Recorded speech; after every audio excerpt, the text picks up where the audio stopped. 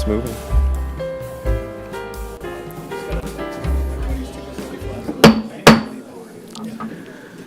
Good evening.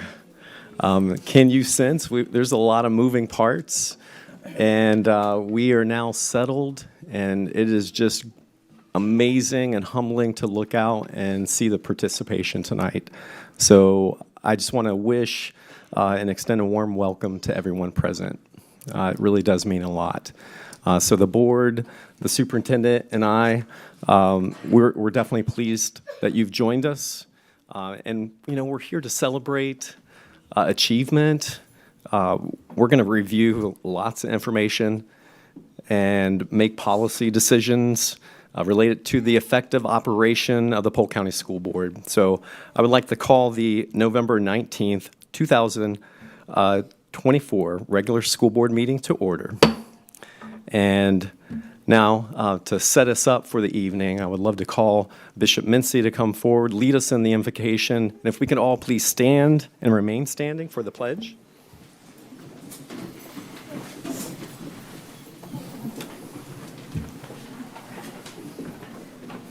Kind Father, in Jesus' name, we are grateful for the gift of this another day. You were good to us last night. While we slumbered and slept, you suffered no hurt, harm, or danger to come to us, nor to our dwelling. But early this morning, Jesus, you woke us up and started us on this day. We want to tell you thank you, oh God, for being in this place at this particular time. Thank you for being in this country that we have so many wonderful freedoms. And we are blessed to be among this school board tonight, the members and the newly elected member. Lord, we just ask that you would look upon us tonight, be with our superintendent, and be with all of the staff throughout this district. I ask your blessings upon all of our children tonight, and I ask your protection upon us. Now, Lord Jesus Christ, as we are preparing for this meeting tonight, I pray that your will be done in earth as it is in heaven. I pray for the decisions that will be made, that they will be a blessing to all of our children. Be with us tonight, lead us, guide us, and protect us. And I ask your blessings tonight. In the wonderful name of our Lord Jesus Christ, we pray. Amen. Thank you, Bishop Mincy. Now, Mr. Derrick. Mr. Derrick, all right. So glad you're here. If you can step forward, pull that microphone down and lead us in our pledge tonight. Thank you. I pledge allegiance to the flag of the United States of America and to the republic for which it stands, one nation under God, indivisible, with liberty and justice for all. All right. Everyone can be seated at this point, except Mr. Derrick. Mr. Derrick, we need you. Yes. We said that we're here to celebrate achievement, and we're here to celebrate you tonight. We're going to start off celebrating you. Is that okay? All right, so if you can step up to the microphone there. We've got some questions that we've been thinking about and pondering. So thank you for leading us tonight in the pledge. You're welcome. All right. Very good. So introduce yourself to us and anybody that you've brought with you as a guest tonight. My name is Derrick. My dream is to be a baker. I want to help people in need and help God. I will never stop believing in him. He is our Lord and Savior, Jesus Christ. Wow. Amen. Amen. Amen. All right. So, man, we're doing some great things tonight. I really appreciate you setting our hearts right with your words. So thank you. Can you tell us a little bit about yourself? What grade are you in? What school you attend? I attend Roosevelt Academy, and I am in 6th grade. Wow. Wow. Very good. I am 11 years old. 11 years old. That's amazing. Now, I hear that you've got some hobbies outside of baking, but I'll come back to baking here in a minute. But what are your other hobbies that you do? Playing video games on my tablet and trying to help my mom. Wow. All right. I'm sure he's a big help for sure. So thinking about your baking career, what is it that you like to bake? Let's see. The first treat that I ever baked was actually in my school. It was a Rice Krispie.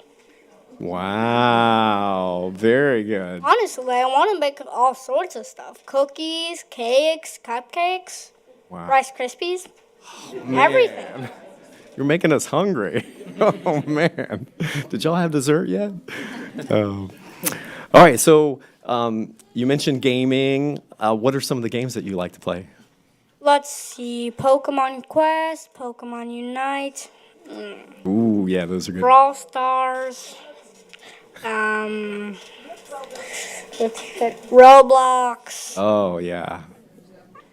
I play a game called Craftman 4 with my brothers. Wow. Wow. And are these your brothers over here? Yes, them too. All right. Very good. Very good. Now, do you have a favorite subject in school? Reading. Reading. Oh, I love it. See, I mean, we can game, we can watch shows, because I see you like other shows as well, and then we can read. And I appreciate that you value that. Huge. Now, okay, so your biggest dream. Now, if you can take your passion about baking, what is your biggest dream with it? Becoming a baker and helping the world change. Yes. Why don't you tell him where do you want to open a bakery? Oh, actually, I want to open a bakery here. I just don't know where I'm going to open it yet. Yeah, I said I might open one in Puerto Rico as well. Wow. Love it. Love it. I love that you're a dreamer. Continue to dream. It is so important. I So always will. thank you for your imagination. Now, can you tell us, and this will be your last question, we can keep going on, but this will be the last question. Tell us something that you like best about Roosevelt Academy. Let's see. There's a cooking class. I have a great principal and great teachers. And could you please have your principal stand and introduce your principal for us? Please. And let's give her a round of applause.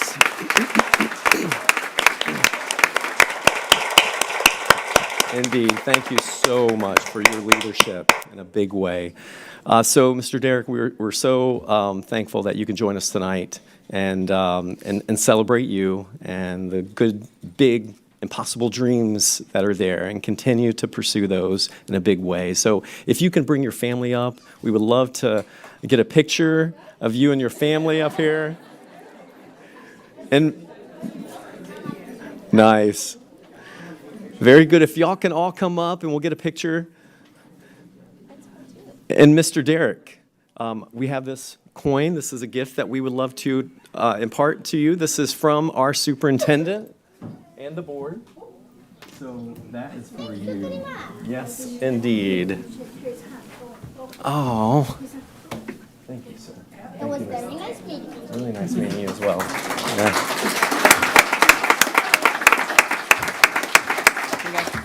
Thank you.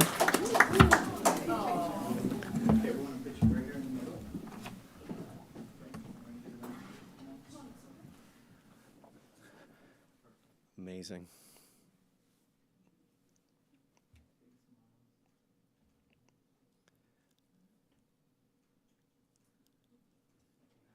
Indeed. Thank you all for joining us. Thank you. Thank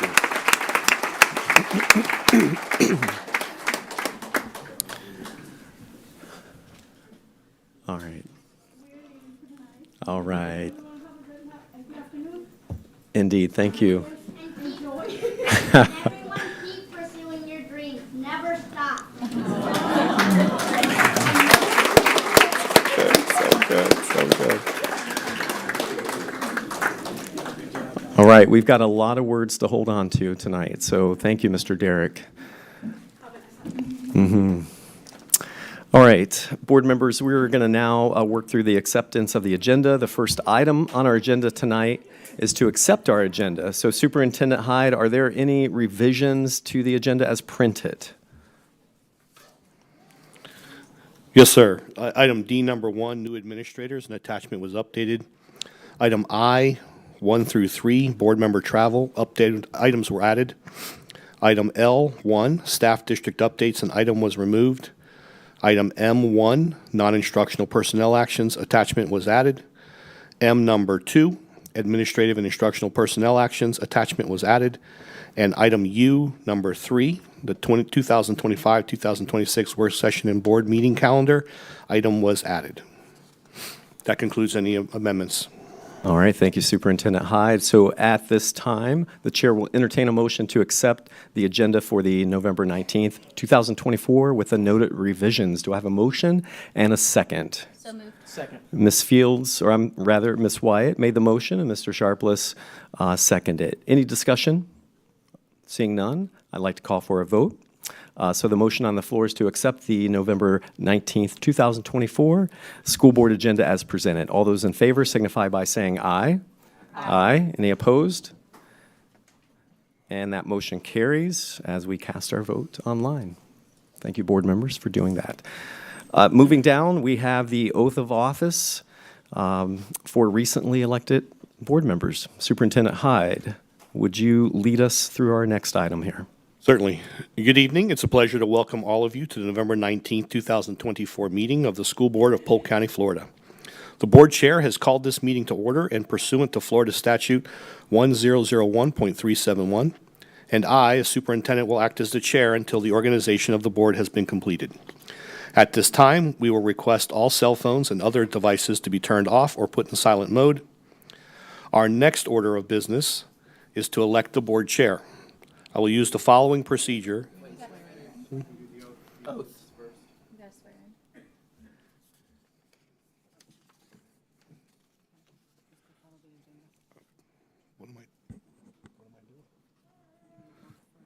Just call them up. Apologize. I apologize. I jumped way ahead. First up is Dr. William Allen, school board member for District 1.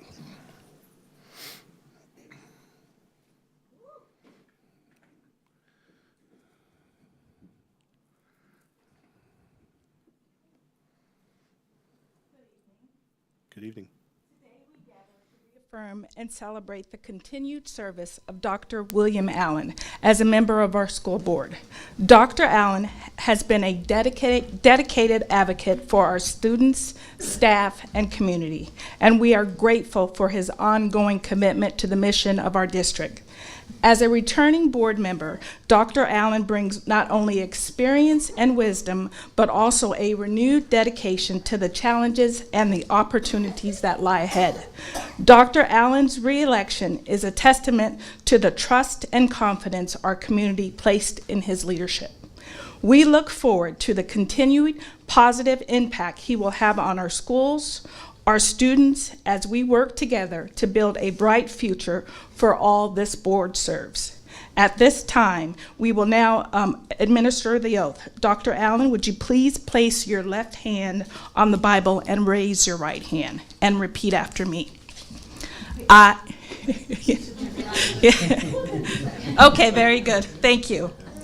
All right, I state your name. I, William A. Allen, Do solemnly swear or affirm do solemnly swear or affirm that I will support, protect, and defend the Constitution that I will support, protect, and defend the Constitution and government of the United States and government of the United States and the state of Florida, and the state of Florida, that I am duly qualified to hold office that I am duly qualified to hold office under the Constitution of the state, under the Constitution of the state, and that I will well and faithfully perform the duties that I will well and faithfully perform the duties as a school board member of the Polk County Schools. as a school board member of the Polk County Schools. Congratulations. You are now entering a challenging yet rewarding, and your work will begin. Good luck.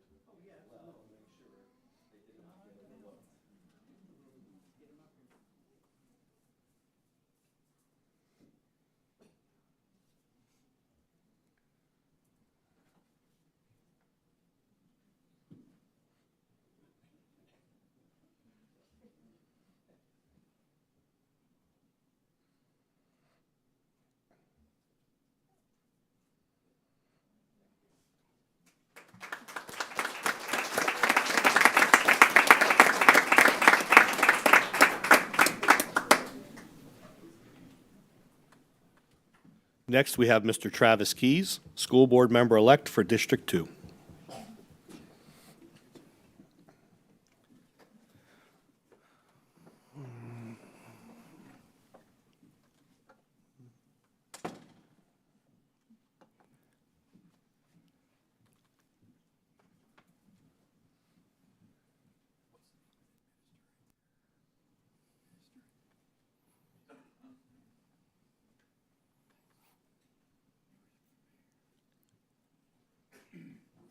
I'm honored to be able that Travis asked me as his pastor to come and do this swearing-in ceremony.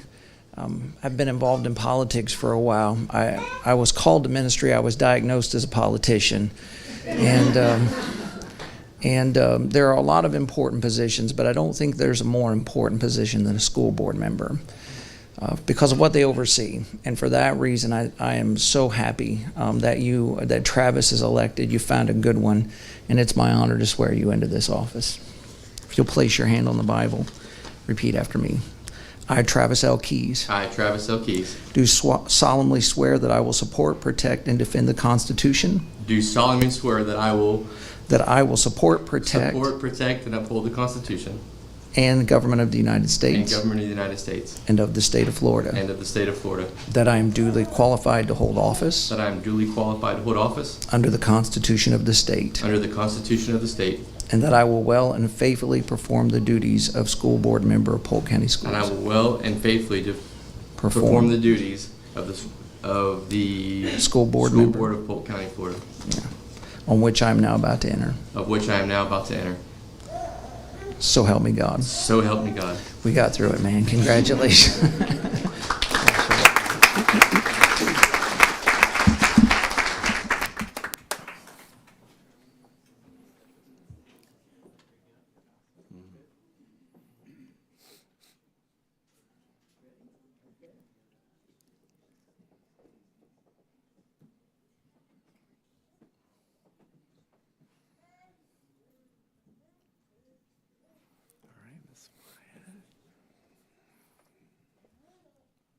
And lastly, we have Miss Sarah Beth Wyatt, School Board Member-elect, District 4.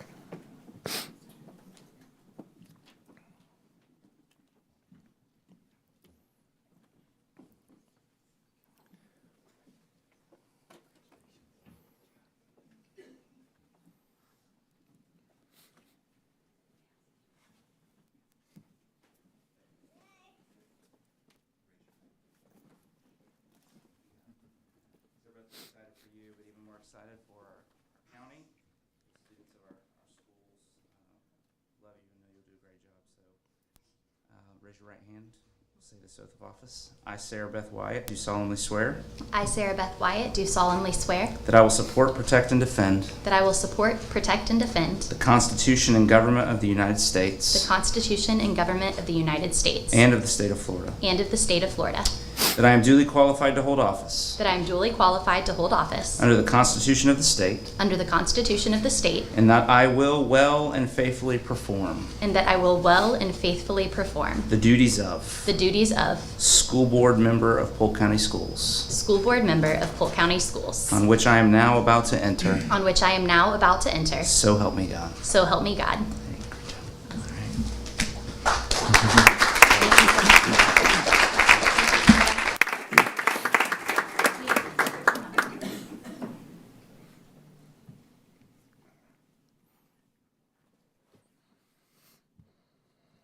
Sure, now you tell me.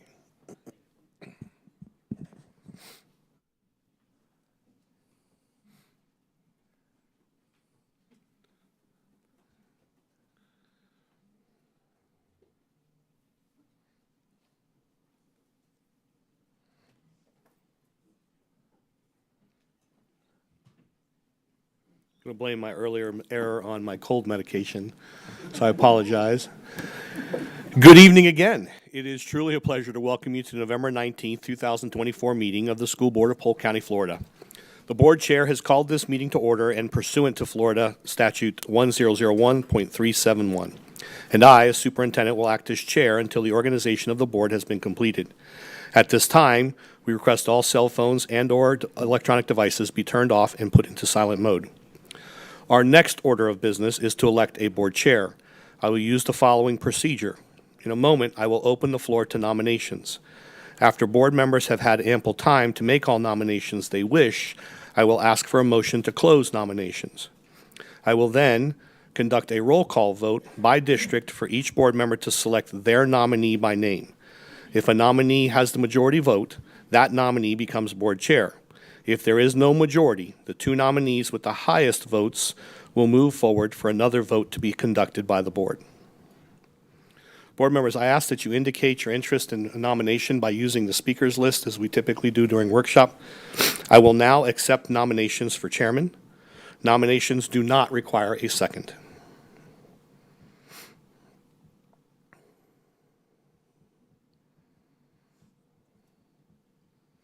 I only see one name signed up to nominate a board member. Mr. Sharpless. It's my honor to nominate our current board chair, Dr. William Allen, to serve in the position for the next year.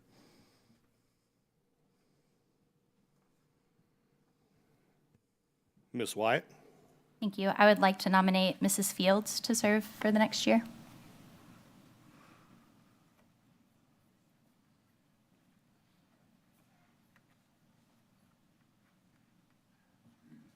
I will now entertain a motion that nominations be closed.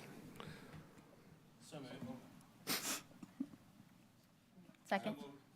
Who responded first, for the record?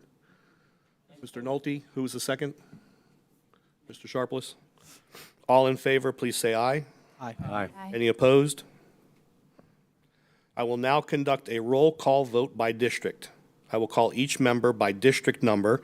Please indicate the nominee you support by name. District 1.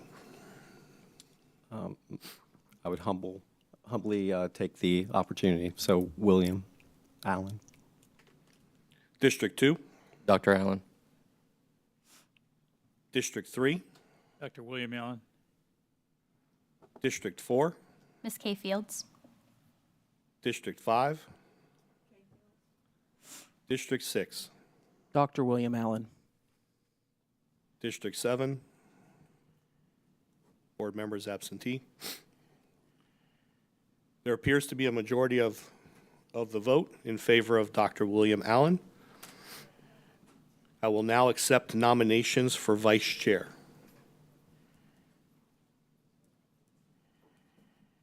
I apologize, I had to clear the speaker list. So again, I'll accept nominations for vice chair. Dr. Allen?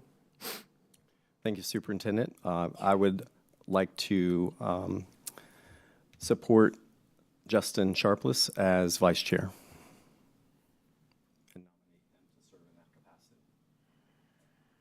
Ms. Wyatt? Lisa Miller.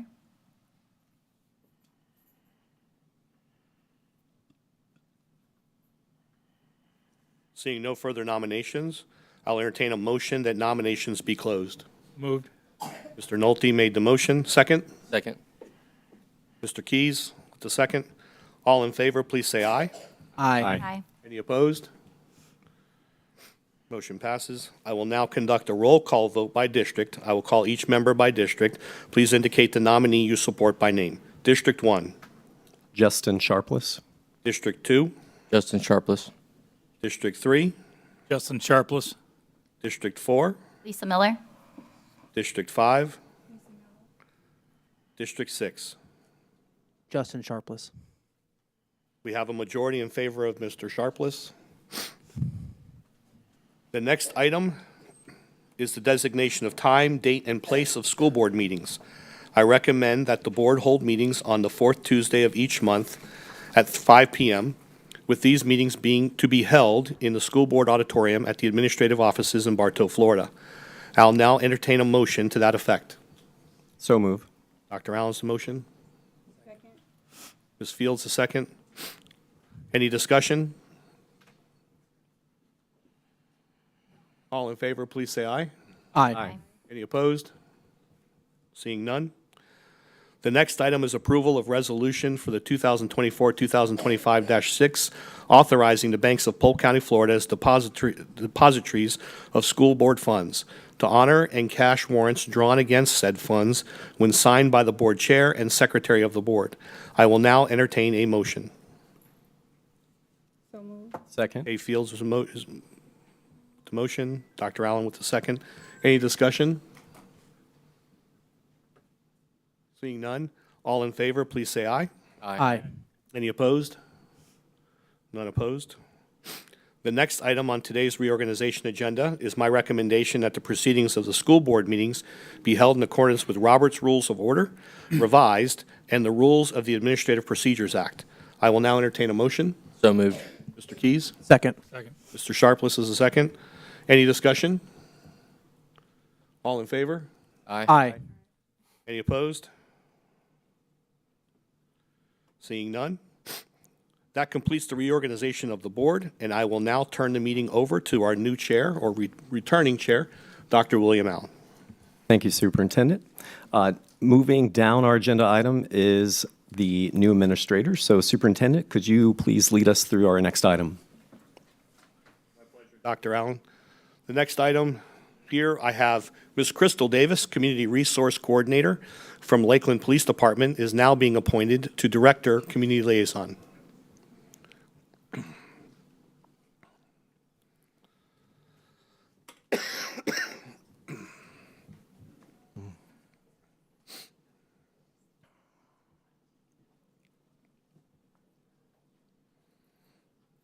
Once again, Ms. Crystal Davis, Community Resource Coordinator for Lakeland Police Department, is now being appointed to Director for Community Liaison.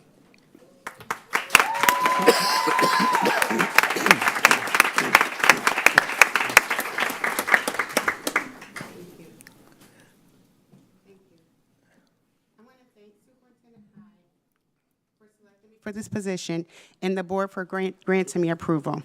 I am truly humble and thankful for this opportunity to serve as the North Lakeland Community Liaison, and I'm very excited to embark on this journey to strengthen the connections between our schools and the community. Building relationships with local partners and organizations is a priority for me, as I believe these collaborations will enrich the educational experience of our students. I would like to thank all my family and friends for being here tonight, especially my husband. Thank you once again for this privilege. I look forward to serving.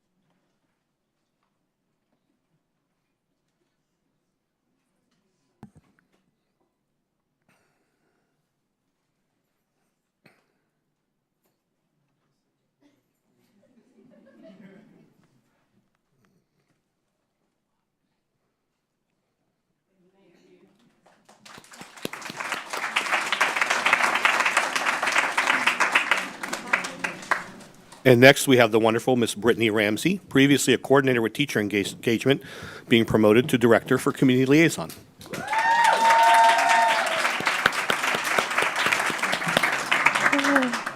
Good evening, Superintendent Hyde, school board members, and guests.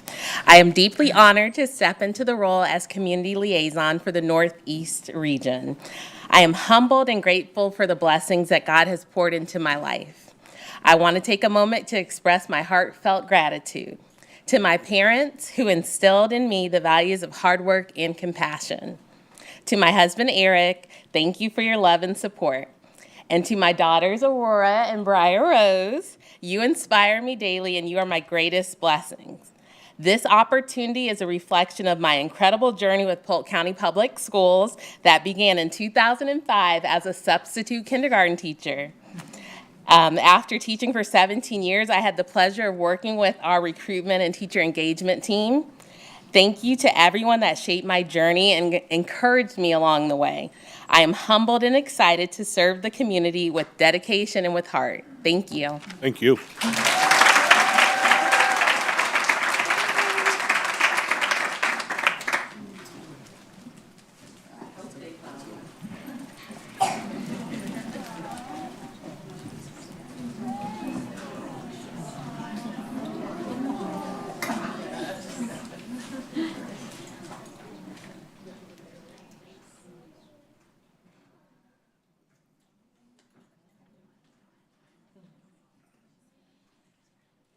Hang on, Rick. They got team members.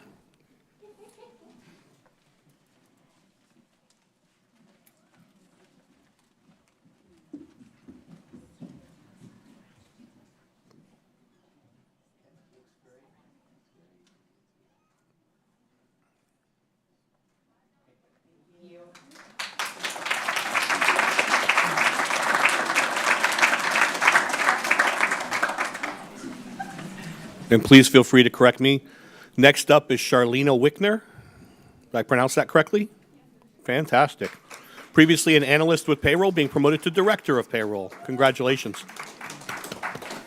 Good afternoon. I want to extend my heartfelt gratitude to Superintendent Hyde, board members, Mr. Jason Pitts, Heather Jenkins, Tara McDowell, and above all, God, for allowing me this incredible opportunity. I also owe a huge thank you to my family, who has been abundantly supportive of all my goals and accomplishments over the years. Their love and support motivate and inspires me to daily be the best version of myself. I aspire to inspire because they inspire me. My roots were established here in Bartow, where I was born back when the old hospital was Bartow Memorial. And although I graduated from a private Christian school of Lake Wales, my elementary and middle school years were spent in the halls of our Polk County schools. My family and I live in Bartow and love our small town.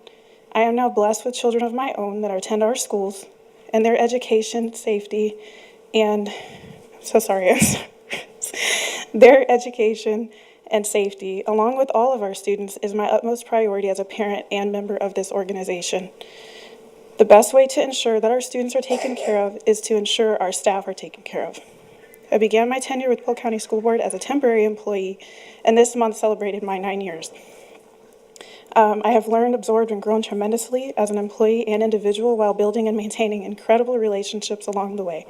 I am especially grateful for the confidence and support that I've received from both wonderful supervisors that I have had the honor of working with in the payroll department. I want to specifically thank Dana Torres and Tara McDowell. Your guidance and encouragement has been instrumental in my professional growth and made a significant impact on my career. Your advice has been invaluable, and I am grateful to have you both as mentors. Tara, thank you for believing in me and welcoming me into this role with such confidence and trust. I also want to thank our team for their endless love and support. Payroll is quite challenging and comes with a lot of stress, but with each hurdle we face, we always stick together and come out stronger in the end. We truly are a family.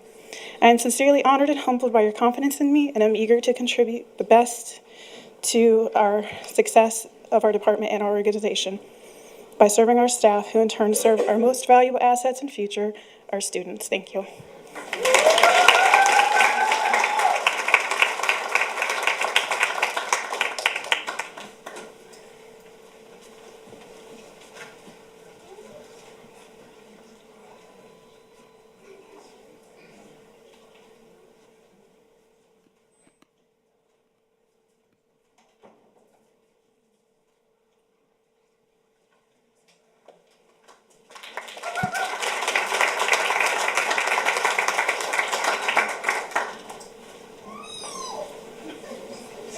I don't see him, so I'm going to assume. Next up is Bucky Day, Assistant Principal at Kathleen Middle School, promoted to Principal at Kathleen Middle School. Next is Mr. James Mons, School-wide Cultural Coach from Palm Beach County Public Schools, is now our Principal at Crystal Lake Middle School. Session 1, 2. Thank you. Good evening. Good evening. Good evening to the board. Good evening to the one from Mr. Hyde. Just want to say I'm happy to be here tonight. Been a first-generation graduate in my family, coming from an impoverished community. Teen father at the age of 17 years old. My wife was 16 at that time. Having all our kids by the time I was 24. All I can say is that the deck was definitely stacked against me. But through my trials and tribulations and, of course, the Most High lead me along my way, I found myself in Lakeland. Had a wonderful opportunity to interview with the great regional directors here. And I want to just say thank you to Mr. Hyde and the board and the regional directors, Mrs. Kendrick, Mrs. Bennett, Dr. Brooks. Special shout out to Mr. Byron Morrison for allowing me the opportunity to live out my dream, you know. And it's wonderful to see hard work really, really at play and then also manifest itself inside of a school that I love to be a part of. So I've always said the kids at Crystal Lake are me and I am them. So I appreciate it. And one more time, thank you to the board. And when you guys get me, you guys get more than just a principal. You get a great man, a father, coach, community guy, and someone that loves to see kids as prosper. So one more time. I appreciate it. Thank you so much. Thank you so much. Have a great day. Wait. You got to take your picture.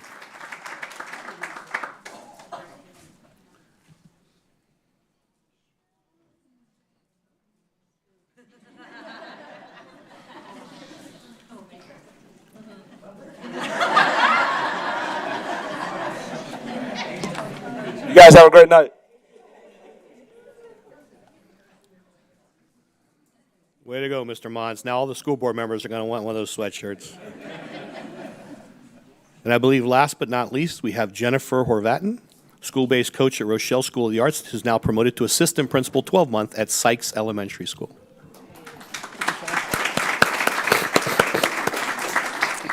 Good evening. I'd first like to say thank you to the board and Superintendent Hyde for this opportunity to serve as the assistant principal at Sykes Elementary School. I'm excited to enter this new chapter of my career with Polk County Public Schools. I am beyond grateful for all of my fabulous colleagues and wonderful administrators who've helped me along the way to get to this point. I would like to also give a special thanks to both Mrs. Nave and Ms. Leskis, who are both here this evening, for allowing me to become part of the Cyclone family. Today I brought along my husband and my son. My daughter is hopefully studying for finals at the University of Tampa, and I would like to thank them for always being there with me along this journey. I couldn't ask for a more supportive village, so thank you all. Congratulations.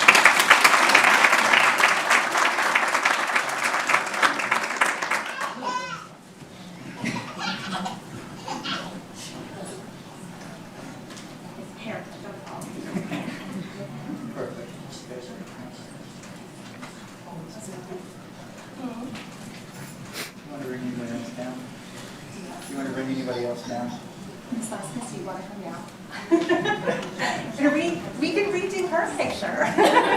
Yeah. Oh, thank you.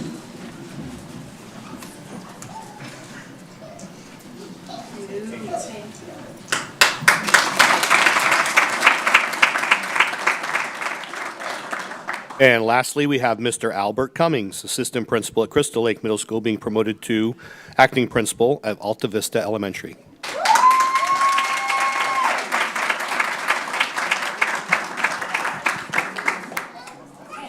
Good evening, everyone.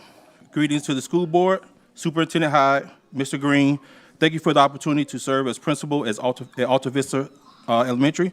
First of all, I'd like to thank God for blessing me with this opportunity to be a servant to Alta Vista Elementary and the surrounding community.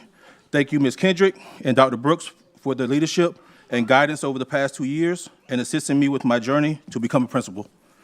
I would also like to acknowledge Ms. Ava Brown and Ms. Moore for giving me a chance to be a teacher back in 2011. None of this would be possible without them. Thank you to Dr. Tracy Nelson, Ms. Silva Oldham, Dr. Ruth Reimer, Dr. Myra Richardson for always investing in me and with their energy and time to make sure I was developed as a good educator. Thank you to Ms. Kenyatta Fiacher, Ms. Carol Griffin, Ms. Danae Clark, and Ms. Antoinette Kirby. Though they were never my principals, they have played a big role in my development. They've mentored me. I've been able to call them for anything.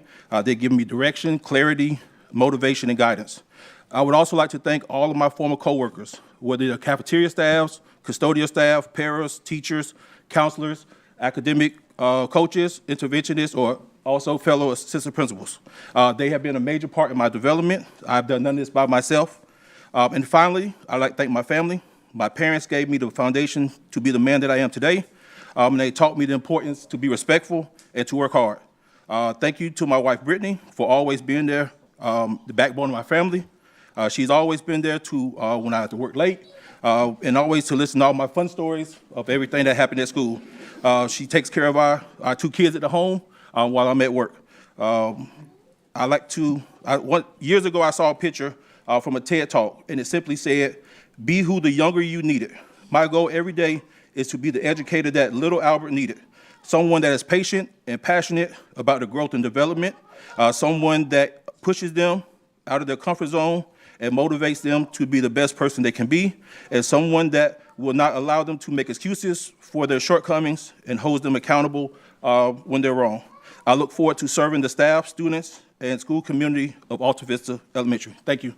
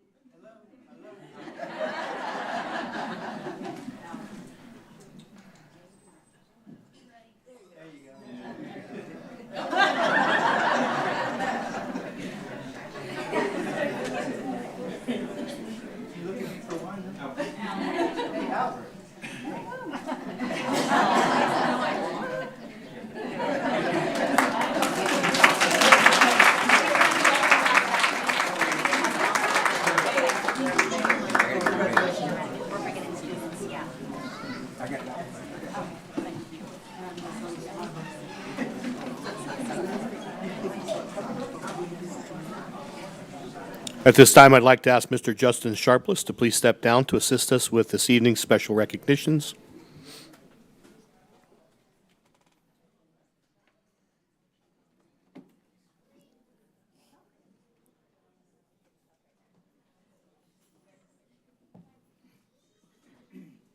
And now I'd like to introduce Ms. Jessica Anderson, Assistant Director of Career Technical Education.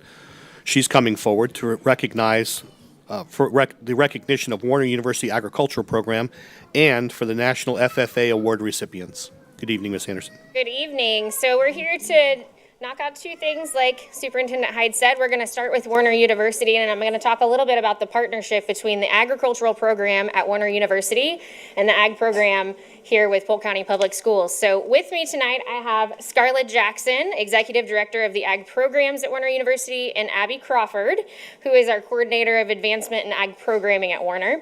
For the past several years, while Warner has had their agricultural program, we've had a great partnership that's only continued to grow over the years through dual enrollment opportunities for our students on Polk County school campuses.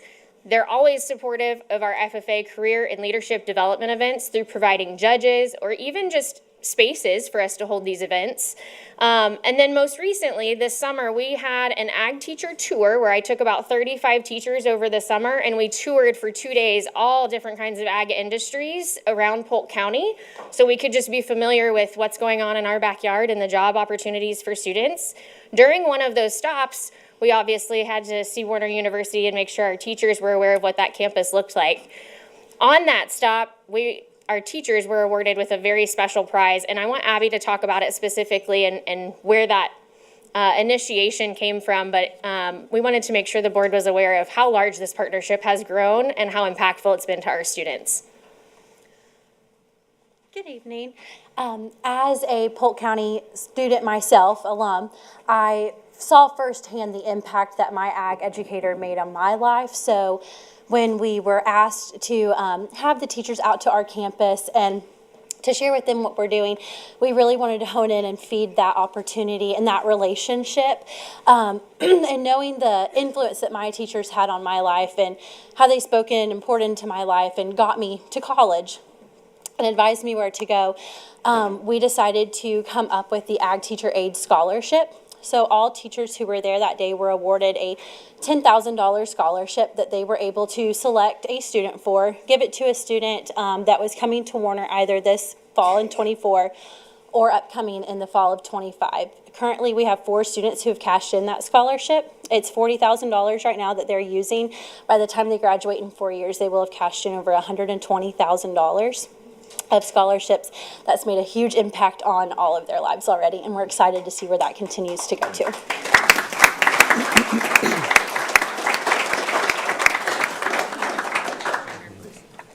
So obviously that was over $300,000 that day that teachers didn't expect to get for students. So that was a huge blessing that we felt like we needed to recognize that involvement and that partnership between Polk County Public Schools and Warner University.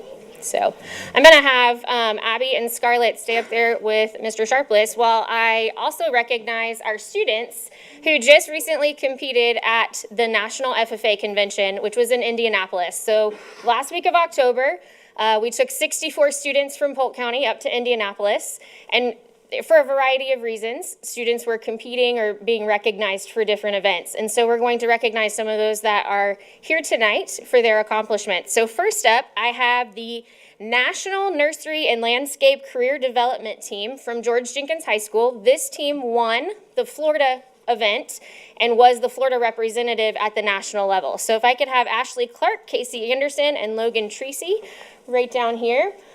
Charlie Wood was also part of that team.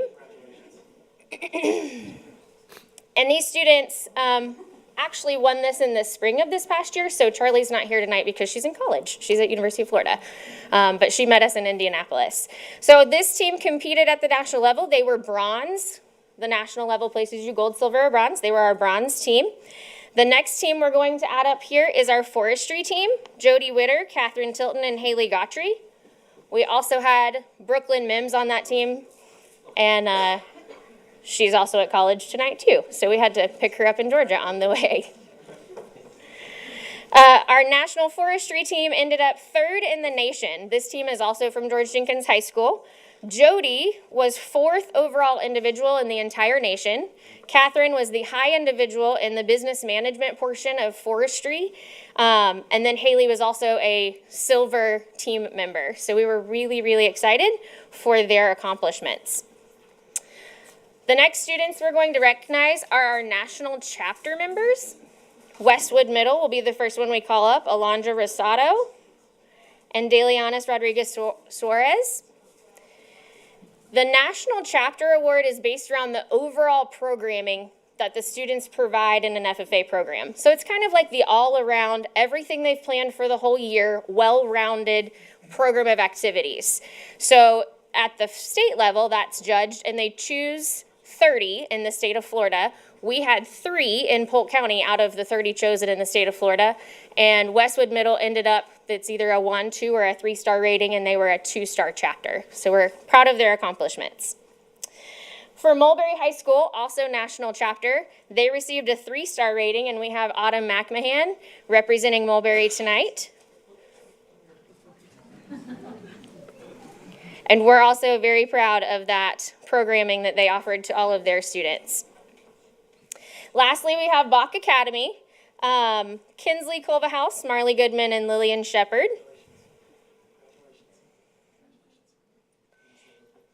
They were also recognized as a national chapter, but they were a model of excellence, meaning that their programming they offered to their students for the entire school year was considered to be top in the nation. They were top 10 in the nation for all of the different activities that they provided their students. So that's a huge accomplishment to make it to that level. So we're really excited about that as well. Actually, if we could have this group move a little bit this way, please, because that way you're not in the backdrop of the other pictures. Thank you so much. Then we'll bring you back to the center for your group photo. Next up, we have our American FFA degrees. From Haines City, we have Sarah Brenna Tomlinson and Kaylee Best.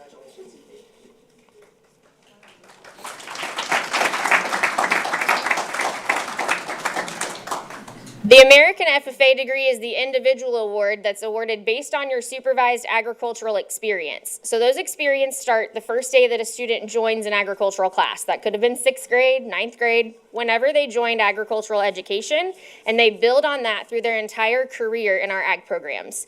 So these students earned the American degree, which is the highest degree you can earn. They had to invest over $10,000 in their supervised agricultural experience and over 2,250 hours worked on their project. They also had to have graduated, and so we had 13 total out of Polk County receive that American FFA degree. Most of those are off at college. They have 3 years after graduation to complete that and turn it in. So most of our students are all over the country, from California to Georgia, everywhere at college. But we wanted to recognize those that were in town and those that achieved that. And our last student that we want to recognize is Jesse Whitehead from Lake Gibson.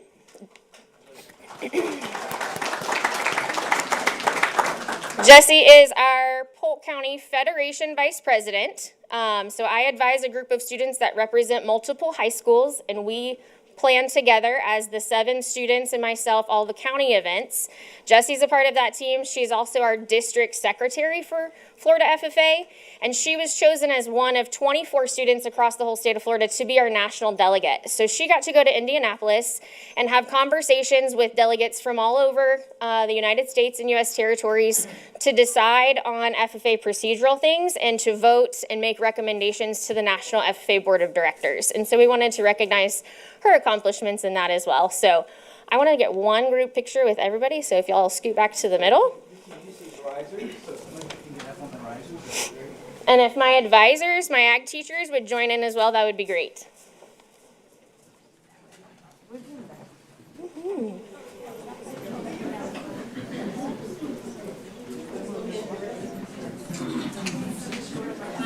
Absolutely. Oh.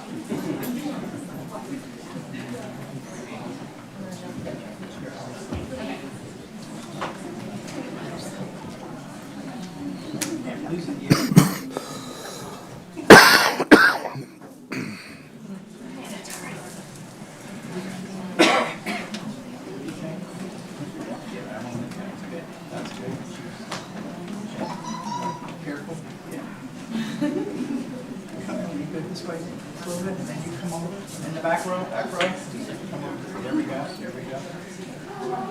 Good. All right, here we go.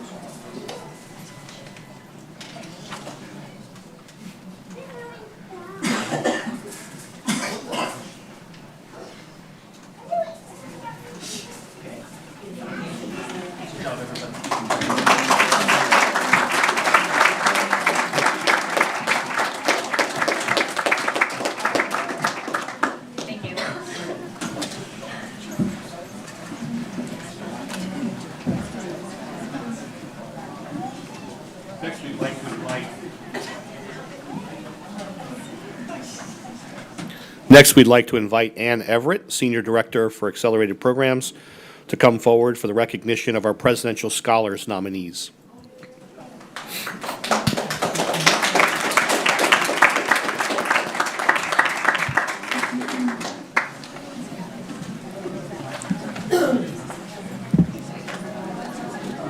Are we good? Good evening. Thank you, Superintendent Hyde, school board members, and district staff for this opportunity to recognize some of our outstanding high school seniors. Every fall, states are asked to submit a limited number of current high school seniors to serve as state candidates for the annual Presidential Scholars Program.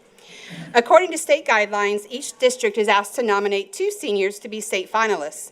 Along with other criteria, one student is selected largely based on academic achievement, including standardized assessment scores, and one student is selected based on achievement in career technical education.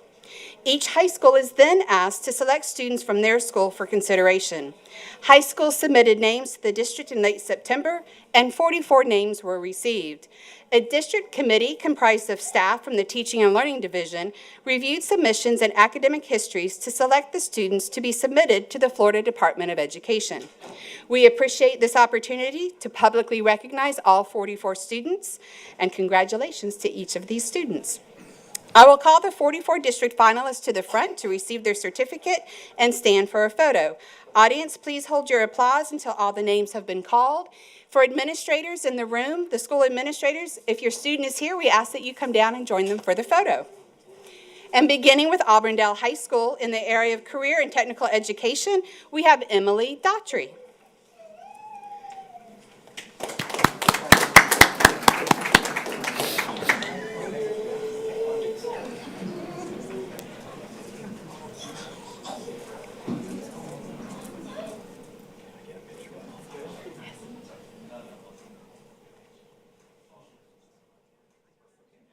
Also from Auburndale High School for academic achievement, Candace Lawrence. Emily.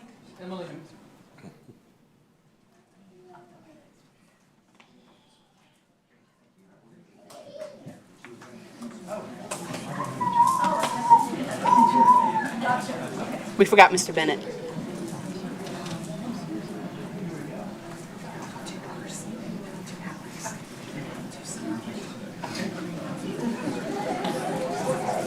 From Bartow High School in the area of CTE education, we have Trinity Farrell.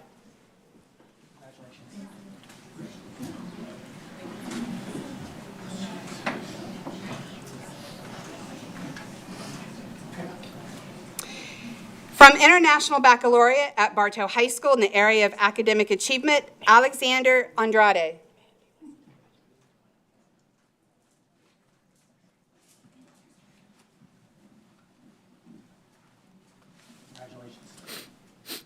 Is this Alexander?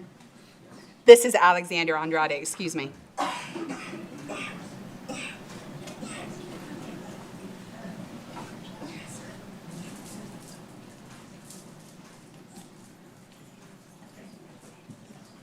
I got ahead of the photos.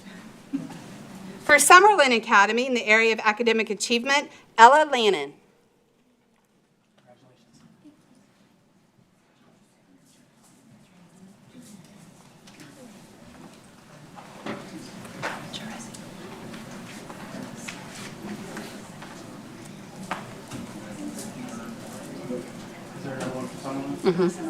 Also from Summerlin High School, or Summerlin Academy, excuse me, in the area of CTE education, Juresi Guillermo Isidro.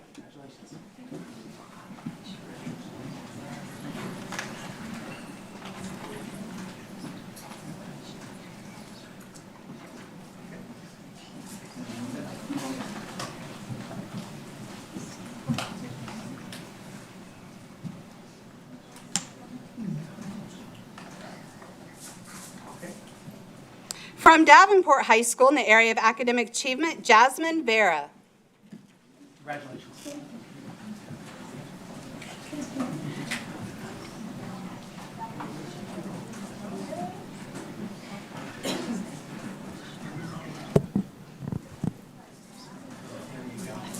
Also from Davenport High School in the area of CTE, Jacob Walls.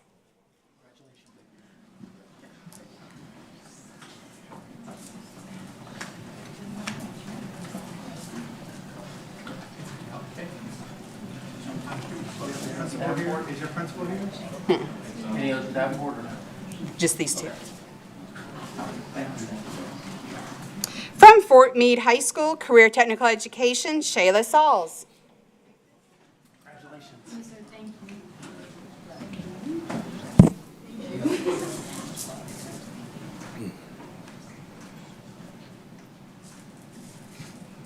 Also from Fort Meade High School, Elijah Harrell for Academic Achievement. Congratulations. Thank you.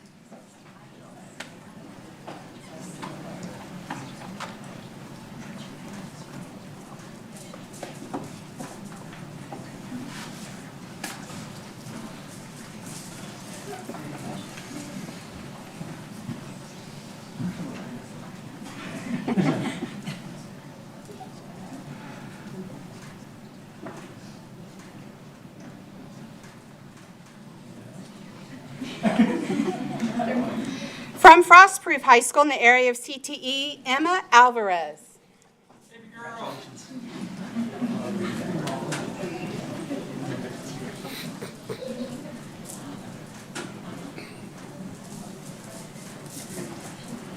In the area of academic achievement from Frostproof High School, Juan Quintero Jr. Congratulations. Thanks.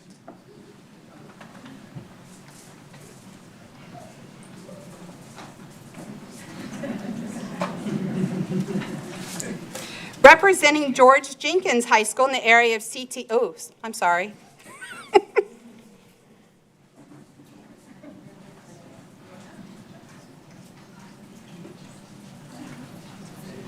Okay, we'll try that again. From George Jenkins High School in the area of CTE, Sarah Kim Strickland. Congratulations.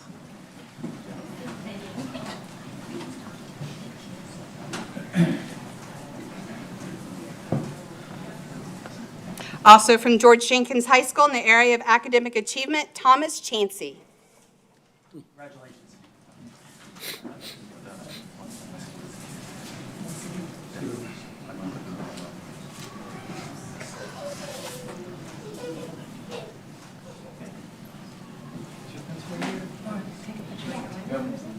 Any more from George Jenkins? Yeah, Laura, take a picture. You're good. Come on, Miss Chansey.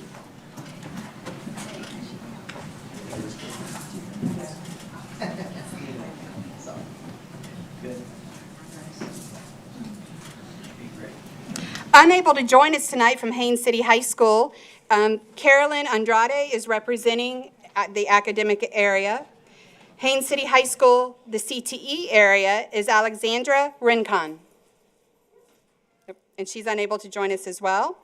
Haines City High School International Baccalaureate in the area of academic achievement, Peter Jean Dong. Congratulations. Why are we not clapping? That's going to come back in. Also from Haines City High School, Madeline Vito. Kathleen High School in the area of academic achievement, Camden Walcott.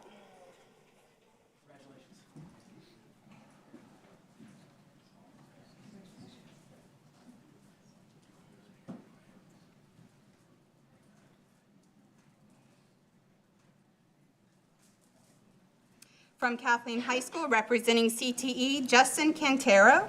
Congratulations. Thank you.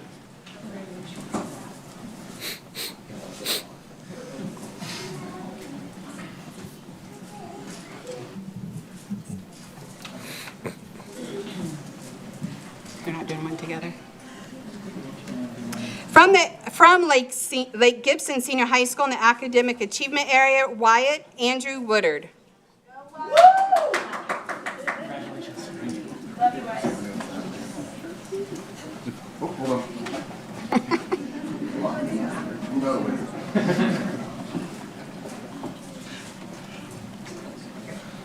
And representing CTE from Lake Gibson High School, Dadrian Johnson. Congratulations.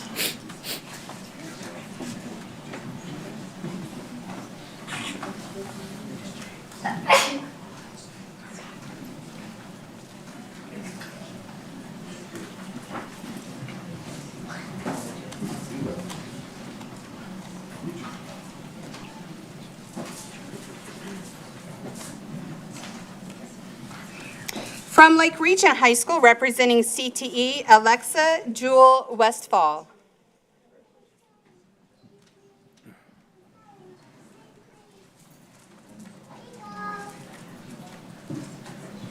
And from Lake Region High School, representing Academic Achievement, Sanaya Pierre Gillis.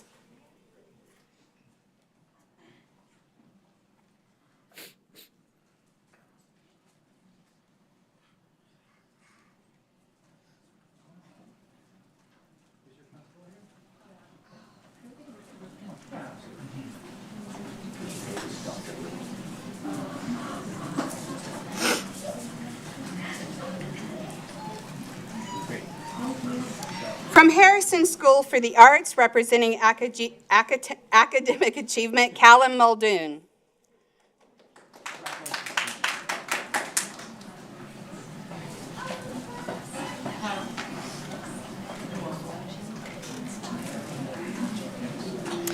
Also from Harrison School for the Arts, representing CTE, Nyla Butler.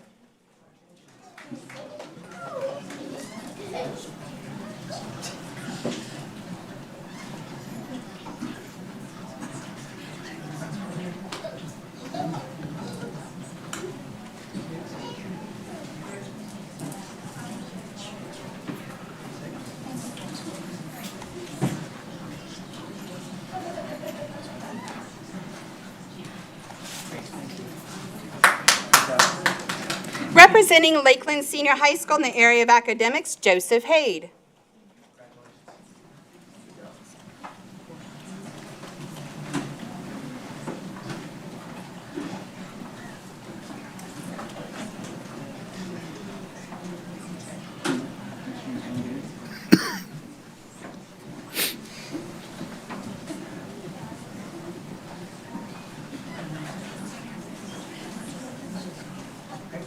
Also from Lakeland Senior High School, representing CTE, Hannah Hitchcock. Congratulations.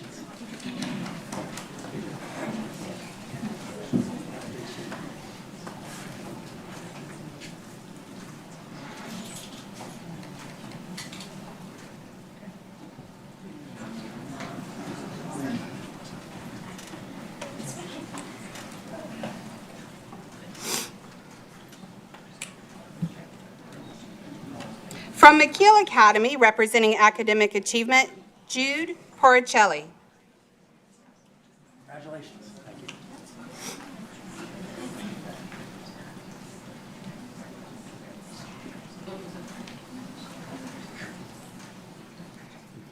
Also from McKeel Academy in the area of CTE, Lilia Sellers.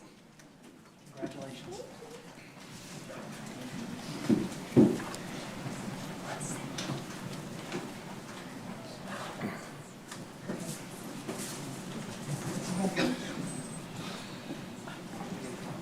Administrator.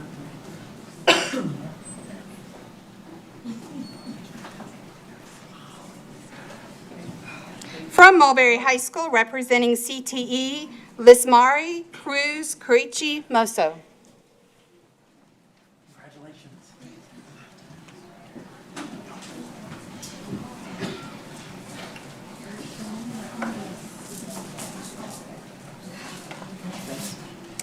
For Mulberry High School in Academic Achievement, Angel Diaz. Congratulations.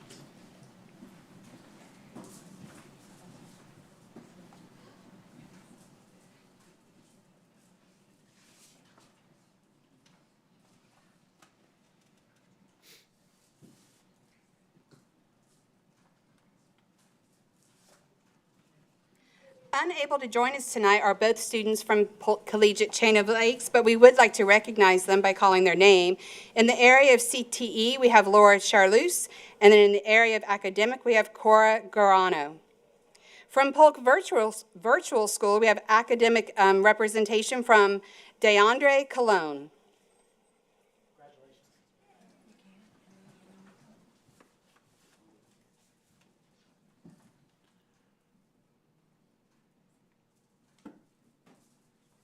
The CTE student is unable to join us from Polk Virtual, but we'll wait.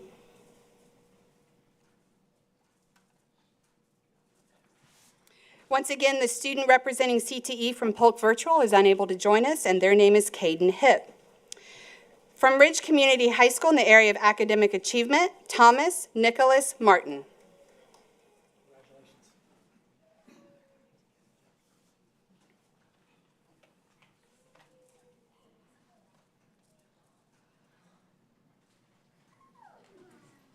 Unable to join us tonight is Rashaylin Soto Hernandez, who is the CTE representative from Ridge Community High School. From Ridgeview Global Academy, representing CTE, is Max Anayev.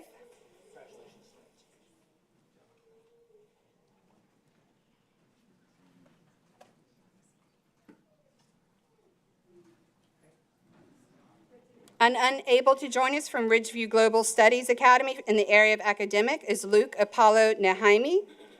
From Tenorock High School, representing CTE, we have Kristen Jasenek. Excuse me.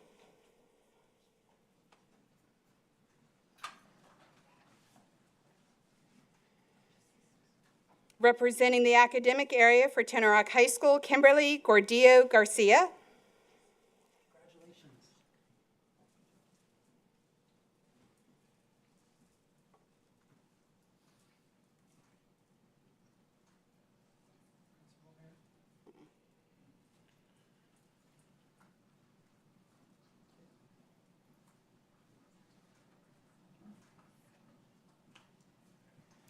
Representing the area of CTE from Travis Technical Academy is Sabrina Esquivel.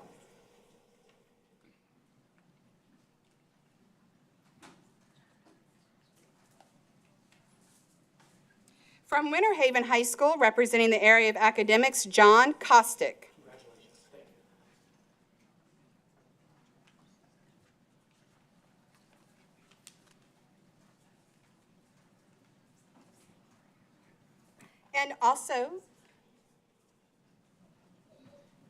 And also from Winter Haven High School in the area of CTE, Anna Maria Ruiz.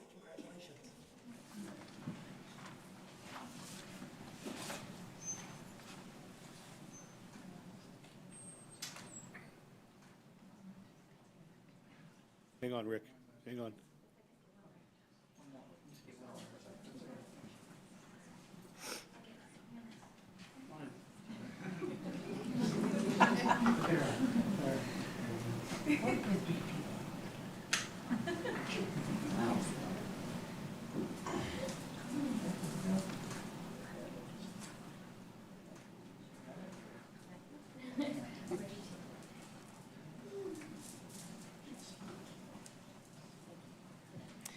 And finally, the two students who will be representing Polk County Public Schools at the state level are in the area of academic achievement from International Baccalaureate at Bartow High School, Alexander Andrade.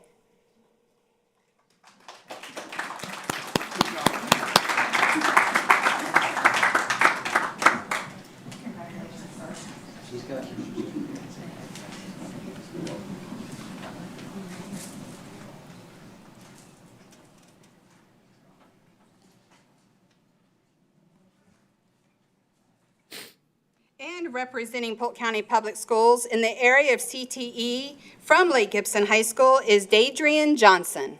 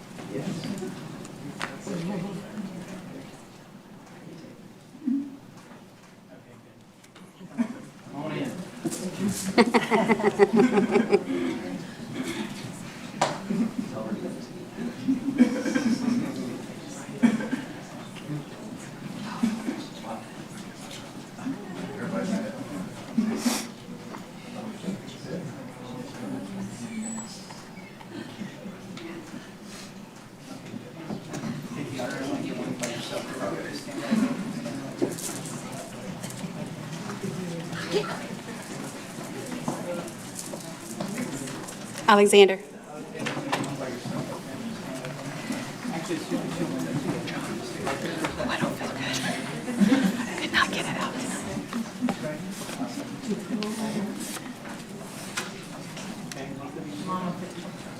We'll get you just a second.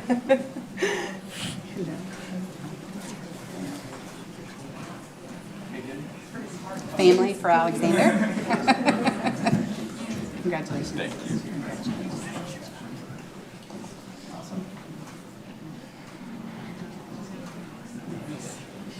Thank you and congratulations to all our representatives.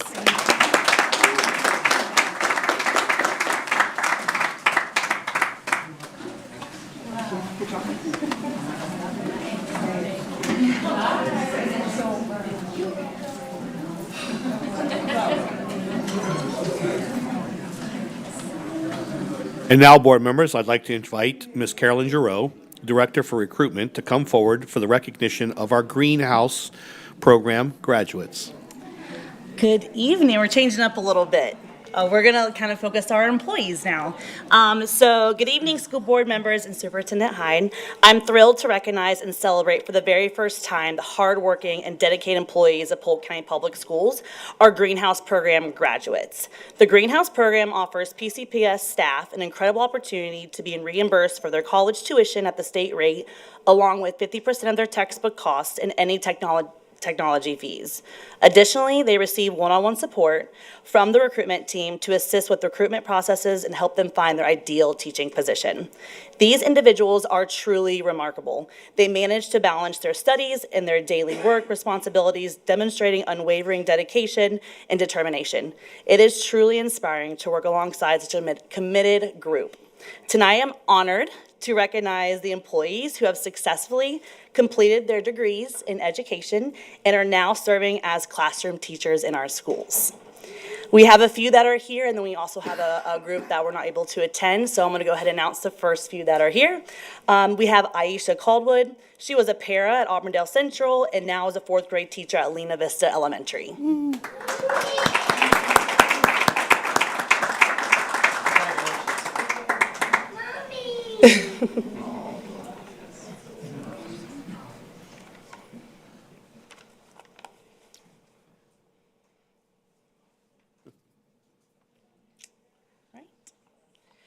Next, we have Christina Barrick. She was a para at Dixieland Elementary and is now a kindergarten teacher at Dixieland Elementary.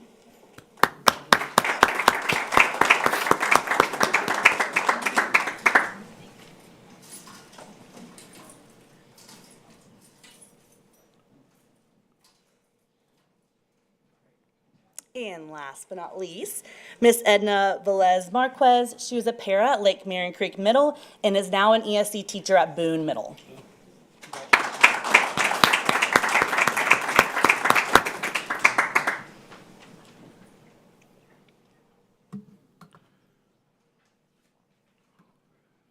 And now I'm going to read the list of those who could not be here.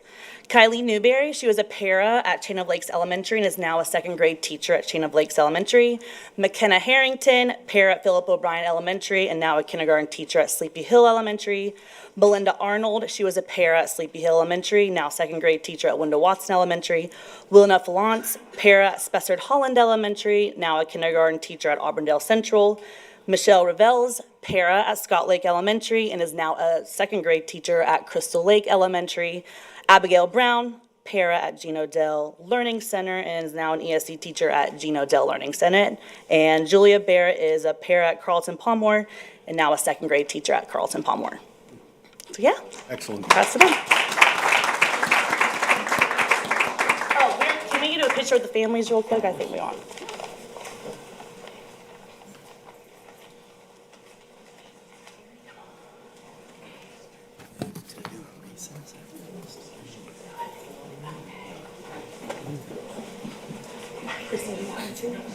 Not that I'm aware of.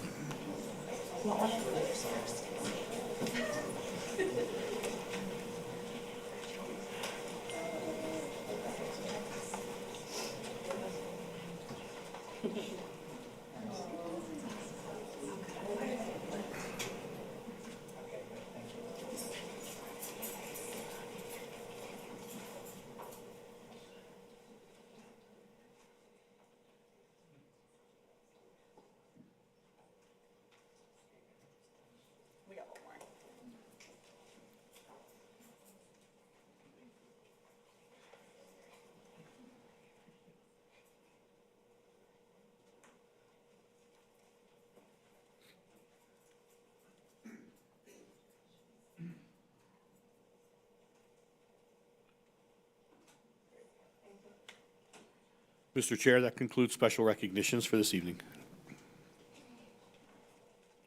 All right, thank you, Superintendent Hyde.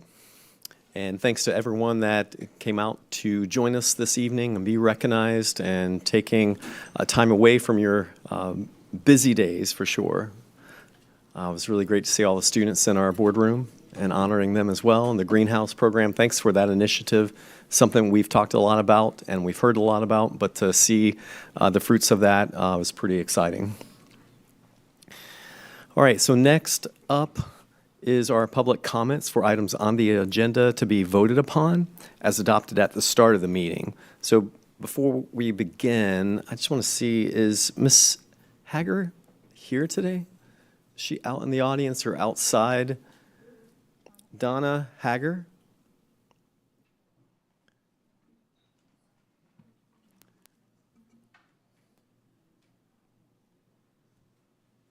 Because we only had one card for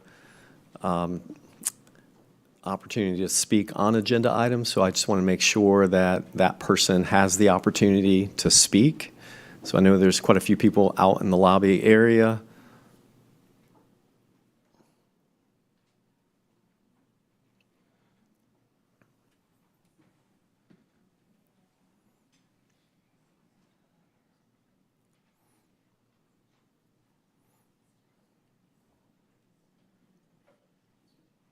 Found her? Okay.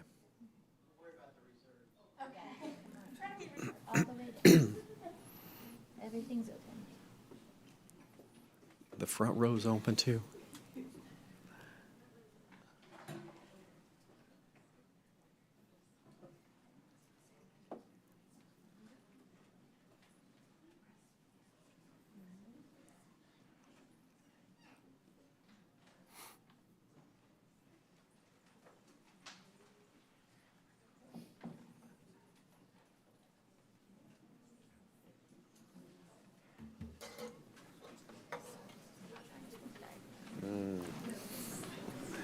All right, stand by, Ms. Haggard.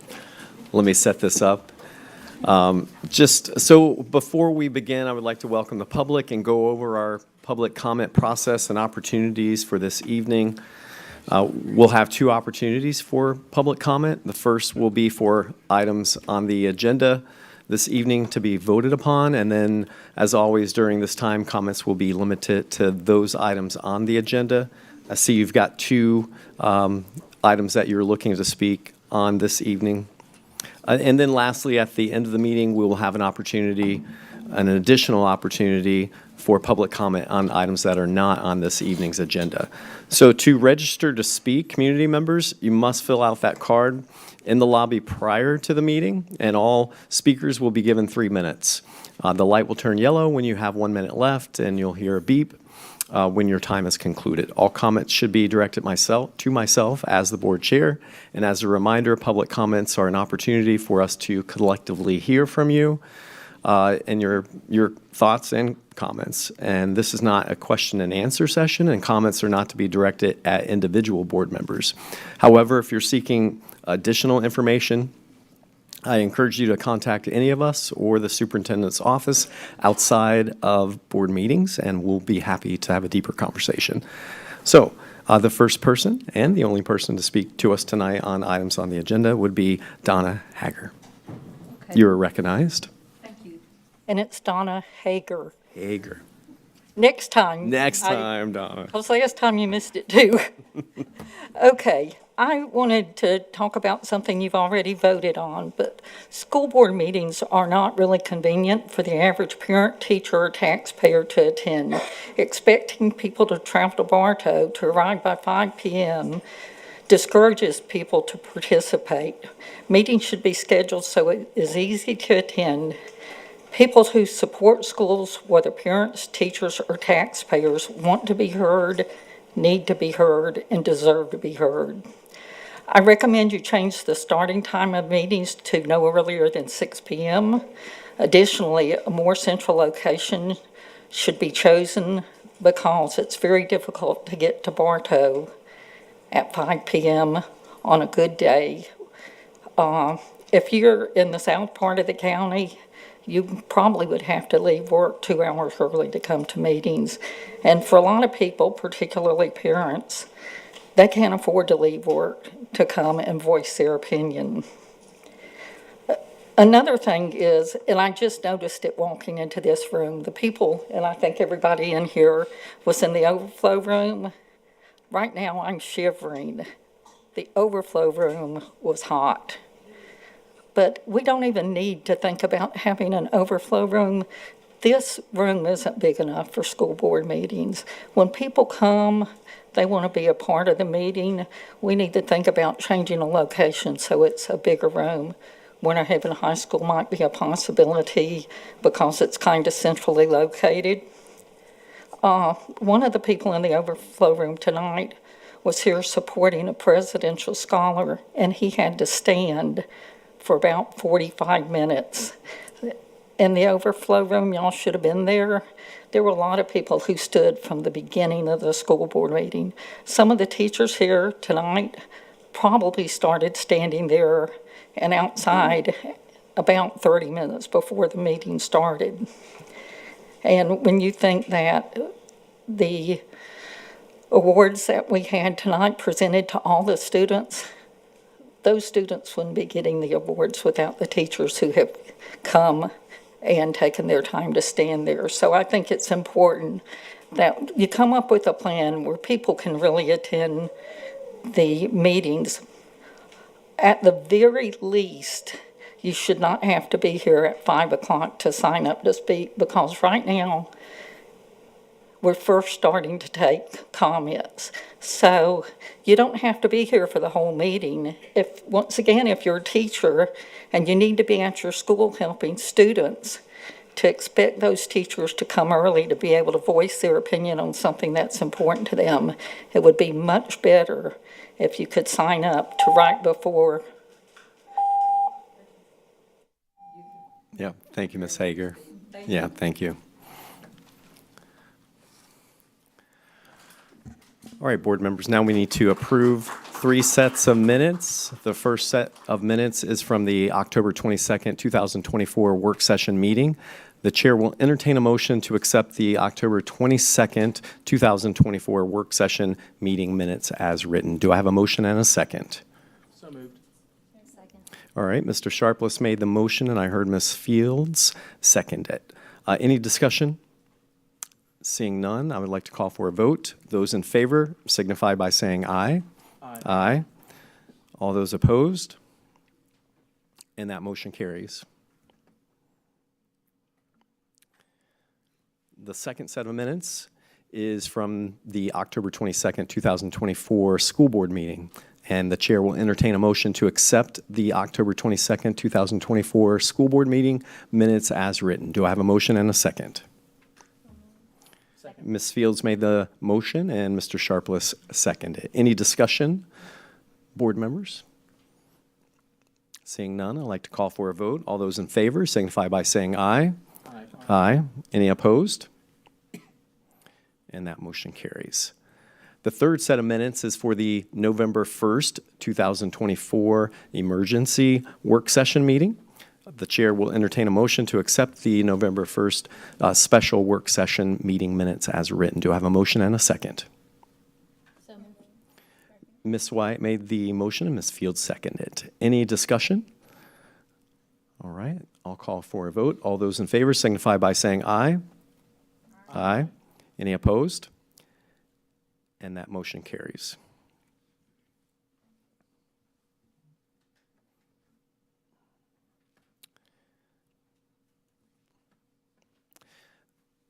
The next item on our approval, the next item up is the approval of today's consent agenda. The chair will entertain a motion to accept the November 19th, 2024 consent agenda as printed. Do I have a motion and a second?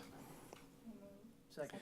Ms. Fields made the motion and Mr. Sharpless seconded. Any discussion on our consent agenda tonight, board members? Ms. White, you're recognized. All right.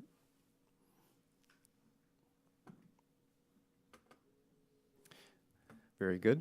So seeing no comments, we'll go ahead and Mr. Chair, if I may, just a clarification based off a question that Ms. Fields has asked earlier, and we had committed to giving you that information. The Bartow Middle School gym construction will begin after July of 2025 and will be ready for opening the school year of August 2026. Yes, ma'am. Thank you, Mr. Chair. thank you, Superintendent, for that update. All right, no other comments, board members. We'll go ahead and I'll call for a vote. Those in favor signify by saying aye. Aye. Aye. Any opposed? And that motion carries.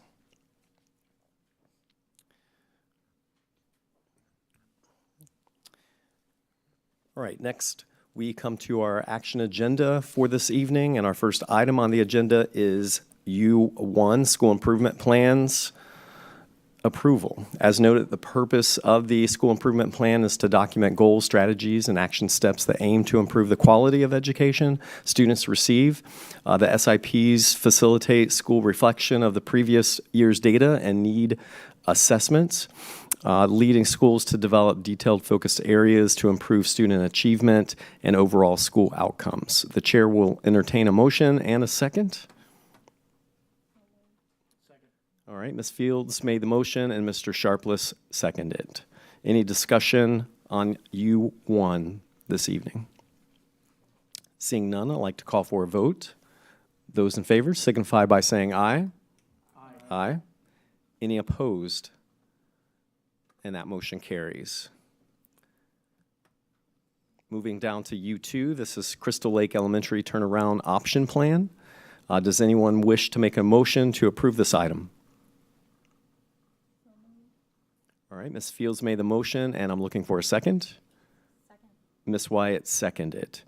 Any discussion on the Crystal Lake Elementary Turnaround Option Plan?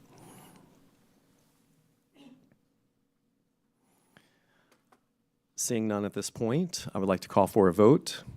Those in favor signify by saying aye. Aye. Aye. Any opposed? And that motion carries.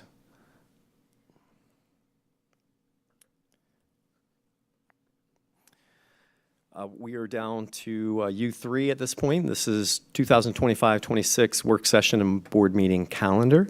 The recommended action is to approve the 25-26 work session and board meeting calendar. Does anyone wish to make a motion to approve this item? All right. I hear Ms. Fields made the motion. Looking for a second. Second. All right. Mr. Sharpless seconded. Any discussion on U3? Seeing none, I'll call for a vote at this time. Those in favor signify by saying aye. Aye. Aye.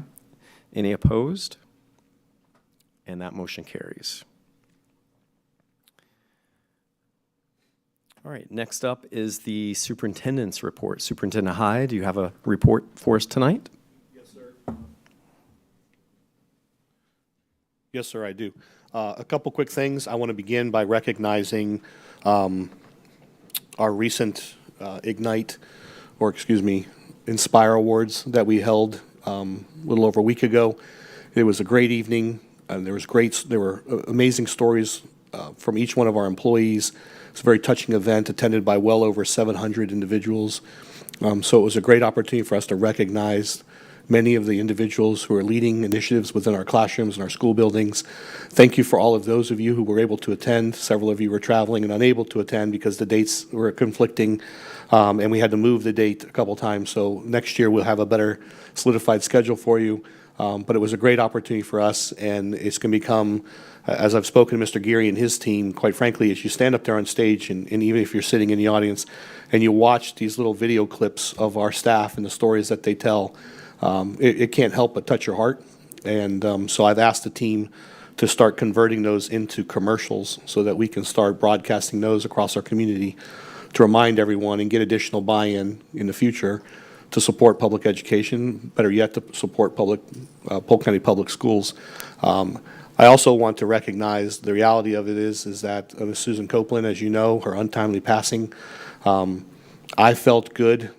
There's never a good time for those things to happen, but it seemed to align well, that Ms. Copeland could still join us at that event in spirit and in heart and in soul. She's an amazing individual, as you know, who led those initiatives, helped make that program what it is in conjunction with our team. But she led with a high level of inspiration and dedication to our kids, whether it was scholarships or reading or other initiatives, initiating the clay sheeting event. And as I announced at the event, and I want to say thank you to board members for supporting this initiative as well. From this point moving on, there will be an additional award of $500 plus an award, a plaque that we will issue each year for one of the nominees who commits themselves to service to our students and our community. There'll be a separate application that we will judge, and that will be funded from my office each year out of my budget. And so we're excited to be able to have that opportunity through private donation to be able to do that, to get that award funded on your behalf and on our behalf, to recognize her and everybody else coming along behind her that she served as a great role model for. So I know we have a short video, so if we could play that. The Foundation Board respects, appreciates, and holds in awe the work each of you do every day to help students succeed. Every single one of us is committed to do everything within our power to assist you in your efforts. I want to thank my fellow board members for securing tonight's sponsors, which makes this special occasion possible. Before we go on, let's take a moment to celebrate the life of Susan Copeland, who dedicated 27 years of service to the Polk Education Foundation. Through her hard work and passion for education, she found new ways to enhance local educational programs and scholarships benefiting our youth. These scholarships have helped countless students continue their education and go on to lead successful lives. I'm proud to announce that a special scholarship in her name has been established to honor Susan's legacy. Susan always credited her parents, both educators, with instilling a love of knowledge within her. It's no surprise that she followed their footsteps and became a teacher. However, she eventually left another calling and joined the Polk Education Foundation as a grants manager before becoming its executive director in January of 2000. Her life is an inspirational story of overcoming adversity, demonstrating strong willpower and public service. No matter what obstacle or challenge arose, Susan always remained focused on helping others, especially students. Susan also loved this event. For her, the annual Teacher and School-Related Employee of the Year ceremony was an opportunity to highlight the great works of our educators and school staff. Please join me in a round of applause to honor this outstanding champion of public education.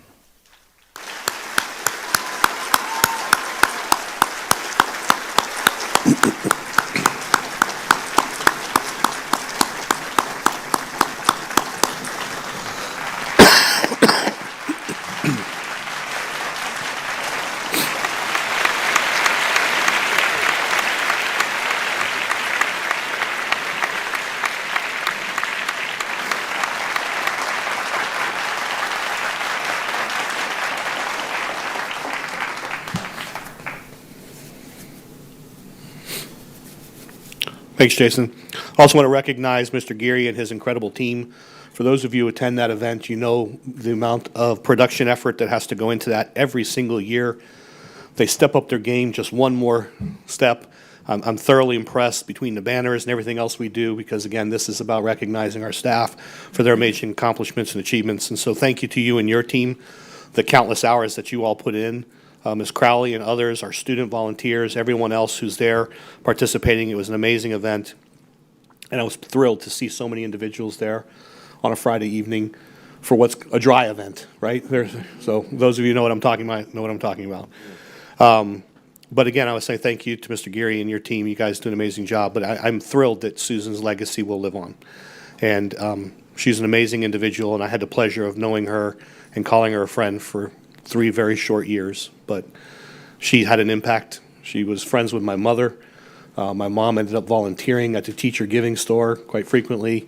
And so my mom would come home and chastise me about things from time to time that she heard as people were getting their supplies and materials. So everyone should know that you have an advocate in my mother. Lastly, I'd like to say the next work session and board meeting will be held on December 10th, 2024. The work session will begin at 12:30 p.m. and the board meeting will begin at 5 p.m. The meetings will be held here at the district office located at 1915 South Floral Avenue in Bartow. Thank you, Mr. Chair. Thank you, Superintendent. Moving down, we have the attorney's report. Mr. Murphy, you're recognized. Thank you, Mr. Board Chair. Appreciate that. This evening, we have on the agenda is a request for the approval of a settlement agreement of the parties regarding a claim of Scott M. Favre, public adjuster, which is pending in the U.S. District Court in and for the Middle District of Florida. As the report indicates, the superintendent, the deputy superintendent, myself, and outside counsel Hank Campbell attended a mediation conference on October 25. The settlement provides for the splitting of all of the monies that are in the federal court registry, which would result in the school board receiving the total sum of $1,177,916.10, give or take. There would be releases exchanged amongst the parties, and then ultimately a court order to that effect. So what I'm looking for tonight is for the board's approval of that and authorization for the board chair, the superintendent of schools, the deputy superintendent, chief of staff, school board's outside counsel, the school board's interim general counsel to take all necessary actions related to the school board's performance under the settlement agreement once you all approve it. Thank you. All right. Thank you, Mr. Murphy. Board members, you've heard the recommended motion. The chair welcomes a motion at this time. Second. All right, Ms. Fields made the motion and Ms. Wyatt seconded. Any discussion? Now I'd like to call for a vote. Those in favor signify by saying aye. Aye. Aye. Any opposed? And that motion carries. All right, next item on our agenda is the auditor's report. You've received 2 audits at this point since our last meeting, the most recent being the annual P-card audit, as well as another audit from Lincoln Avenue, and that was their PTA, PTO internal account review. So if you have any questions or concerns, please address those to the superintendent. And I just want to say thanks to Ms. Matthews for the work that she does. All right, board members, we now have our opportunity to give a report, and I would like to start in district order. So what that means is our newly elected school board member actually gets to begin this evening. So Mr. Keys, you are recognized. Thank you, Chair Allen. I just want to say, first of all, thank you to everyone for making me feel so welcome tonight. I will tell you this has been a long process after serving on many committees in the district. I'm thrilled to be here and excited to get to work, and want to share actually in going out in the county. I've met with many of you and appreciate the time, the constituents to reach out to me and share their concerns. And the last of those has had a wonderful week going to the fall production at Davenport School of the Arts, which I'm a fan of.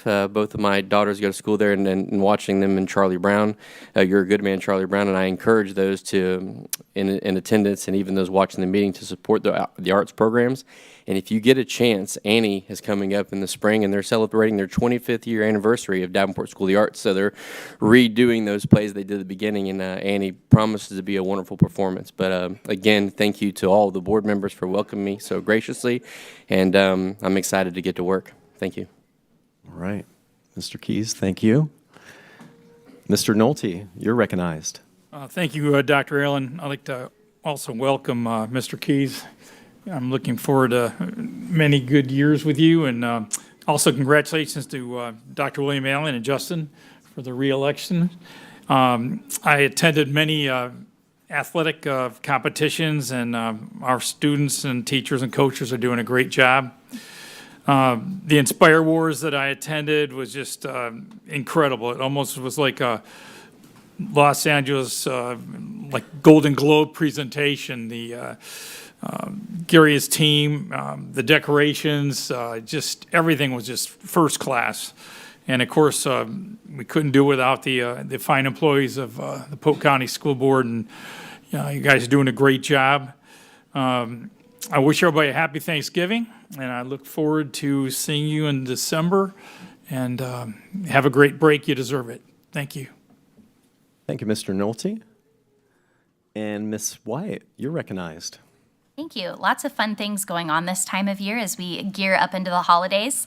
So since the last board meeting, I had the opportunity to attend Central Florida Development Council's annual meeting, where we got to hear from the head of NOAA, which was very interesting. It's, right there, it was that week right after our hurricane hit. So hearing all of their experiences with Milton was very interesting. And how they partner not only with us, but with our higher education organizations as well to make sure we're attracting talent to Polk County. We also had the Polk Arts and Cultural Alliance Awards, where we recognized several of our teachers, but they also inducted Frank Howes into the Hall of Fame, which to be able to shake his hand and say thank you for making sure that we have arts in all of our schools was really exciting, because he really is a big part of why we have arts in every one of our schools today. I also got to attend the Winter Haven Auburndale football game. Fun fact, we got there and my son had not started walking, and we had to leave in the third quarter because he was trying to run on the field. So it was a very exciting game for us. But it was a good night, and always fun to watch some Polk County football. Winter Haven's State of the City was last week as well. Really cool to see some of their what they're doing in Winter Haven, especially regarding some of their educational initiatives. I apologize, Fred, because I meant to bring you the handout that they gave, because their budget handout is impressive. It is 2 pages front and back, but it is probably the most eye-pleasing budget I've ever seen in my life. So it will be coming your way, don't you worry. And then last, and Superintendent Hyde, I think, is probably going to ban me from going to conferences because I don't think I'm going to stop talking about it. But I had the opportunity to attend Excel in Ed's national State of Education conference last week. Some really exciting things going on throughout the country. I talked quite a bit about it during our work session, but there's lots of things coming down the pipeline in other places that I hope we can keep our eye on and bring right here to Polk County. Very good. Thank you, Ms. Wyatt. Ms. Fields, you're recognized. Thank you. I have a couple of things here. Mr. Hyde talked about the Inspire Awards program, and I am excited today because we have our District 5 Teacher of the Year here in the audience today, so we want her to stand. Miss Benicia Arias Gowdy.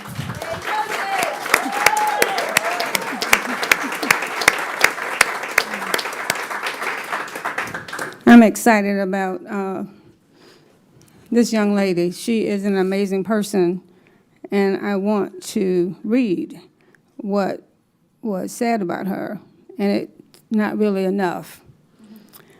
She believes in the transformative power of education. That's why she became a teacher. As a former ESOL student, she takes great pride in working with kindergartners and developing the reading, language, and math skills, so they have a solid foundation for life. She also has a talent for helping struggling students get caught up before they progress to first grade. It's no surprise if she serves as a mentor and coach to new educators who can benefit from her expertise. Administrators say that Arias Gowdy is the heart and soul of North Lakeland Elementary. She has high expectations for students and families and takes time to develop relationships to show that she truly cares. She also has been involved in after-school tutoring and mentoring programs, provides resources to families in need, and has helped recruit support from volunteers. Outside of work, she is an active volunteer with multiple community organizations. Any school would be lucky to have a teacher like her. And she has a beautiful and an amazing family as well. So we want to let you know how proud we are of you.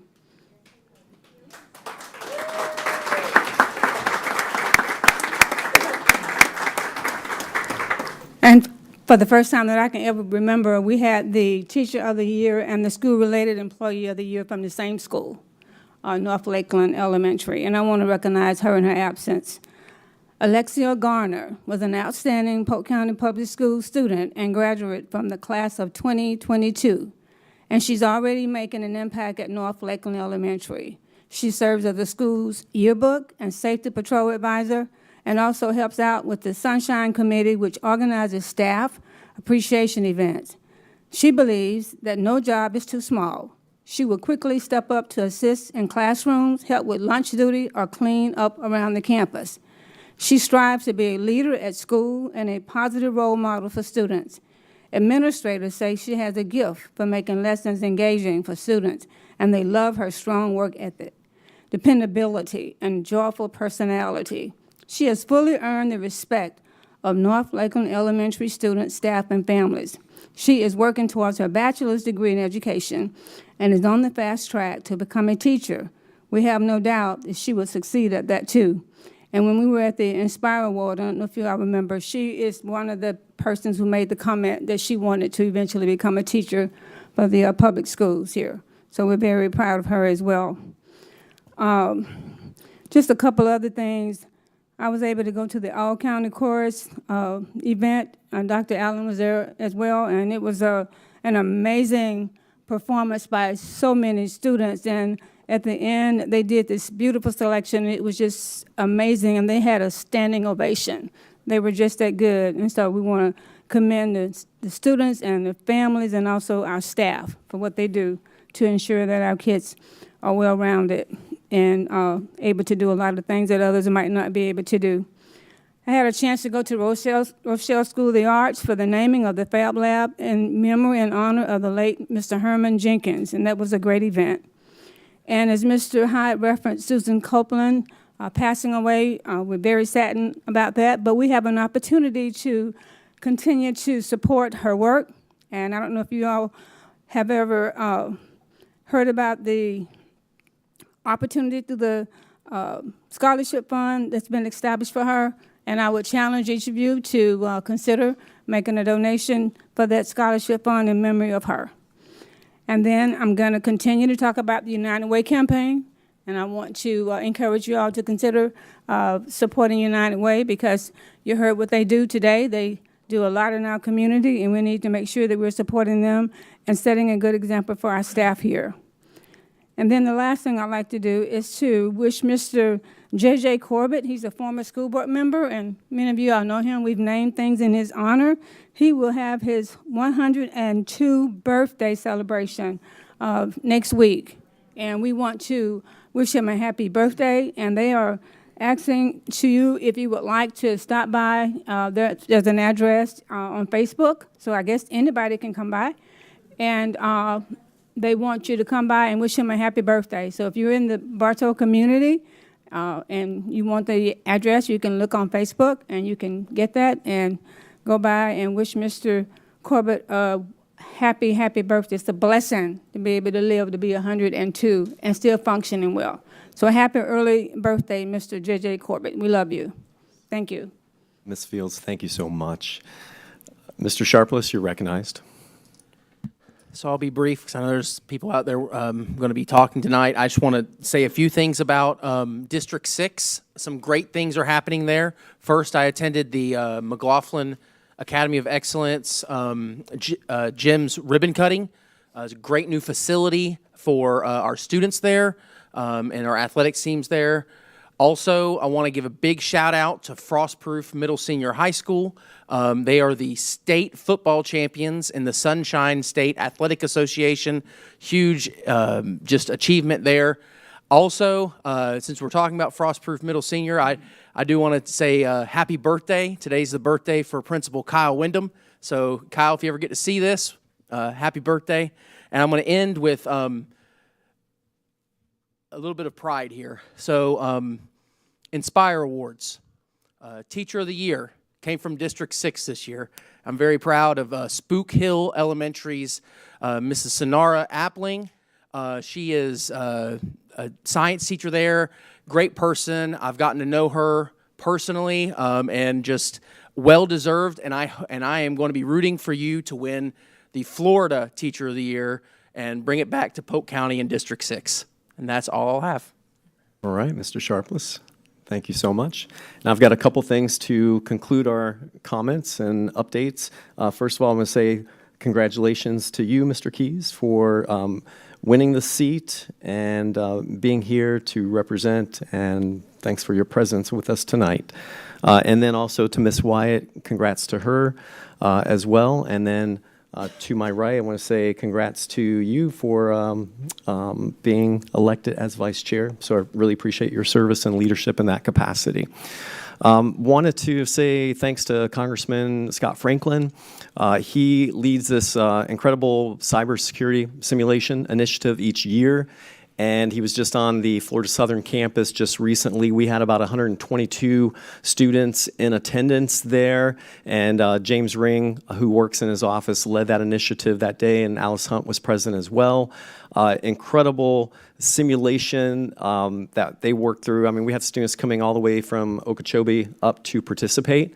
And actually, George Jenkins High School students swept all 3 of the rankings on that. So congrats to our cybersecurity team and the initiatives happening in that very trendy academy, and that's very forward thinking. So well done, cybersecurity team at George Jenkins. And then I want to give a huge standing ovation to Harrison School of the Arts. Their performance, it was basically their all-student production for Shrek musical. If you haven't seen it, they had 170 students that participated, an incredible feat, and it was all of their leadership across the board. And we just have some incredibly talented and impressive students at Harrison School of the Arts and all of our arts in general. And that that's just basically thinking about what Ms. Field said, and the all-county choral concert that was just recently happening at Florida Southern campus as well at Branscombe Auditorium. You know, we had guest conductors that were in that were our students, and just their leadership was pretty incredible. So that concert was amazing as well. So, and then I wanted to just basically recognize the Polk Education Foundation, the Teacher to Teacher Expo. I try to attend that every year because it's really cool to see just the innovation that happens in the classroom and these ideas that teachers are exchanging. We tried something new this year where we actually did it on the other side of the county, and I heard that was extremely well attended. So just shout out to the Polk Education Foundation for championing our teachers. So that concludes my board report tonight. And then the next item on our agenda is public comments, addressing items not on our agenda tonight. So as noted earlier, to register to speak, community members must fill out a speaker card in the lobby prior to the meeting. All speakers will be given 3 minutes, and the light will turn yellow when you have 1 minute left, and you'll hear a beep when your time is concluded. Please note that although the board encourages community participation, no immediate action will be taken on items presented during the public comment portion of the meeting. So if follow-up is needed or required, I think we have staff that could address certain things that would come up tonight. But in general, I have a list of individuals who have signed up to speak. Could you please come forward when I call your name and state your name and address for the record, and then you'll have those 3 minutes to speak. So first of all, we have Rachel Shepard. Rachel Shepard. And then on deck, we have Victor Chandler. Victor Chandler. And if we can just make sure that we give respect to all of our speakers so they can be heard. So thank you. Victor Chandler. Okay, and you're on deck. Sir, if you can come stand. We do have that red line. If you want to just be on deck there, ready to go. And you are recognized. Thank you. Hello, good evening, and thank you for the opportunity to speak. My story begins at the age of 3. I remember playing teacher as my stuffed animals. I would line them up in a nice neat row. Of course, I was the teacher that taught them everything I know. Throughout my years at school, I have never wanted to do anything different than to be a teacher. I still have the same thought and feeling decades later. Now, I have the absolute pleasure of living my heart's dream every single day as an ESC teacher in a self-contained classroom. Every single day, I show up for my students. Every single day, I Uber back and forth to work, costing me an average of $30 a day for my students. Every single day, I have 6th grade levels preps and made it 2 curriculums every single day. I'm also finishing my master's degree in ESC to become a better teacher for my students. Our motto is to keep students first. But when can we have a little piece of the pie ourselves? We're not asking for much. We're just asking for a livable wage. Thank you. Thank you. Mr. Chandler is up next, and then we have Emma Jaquez.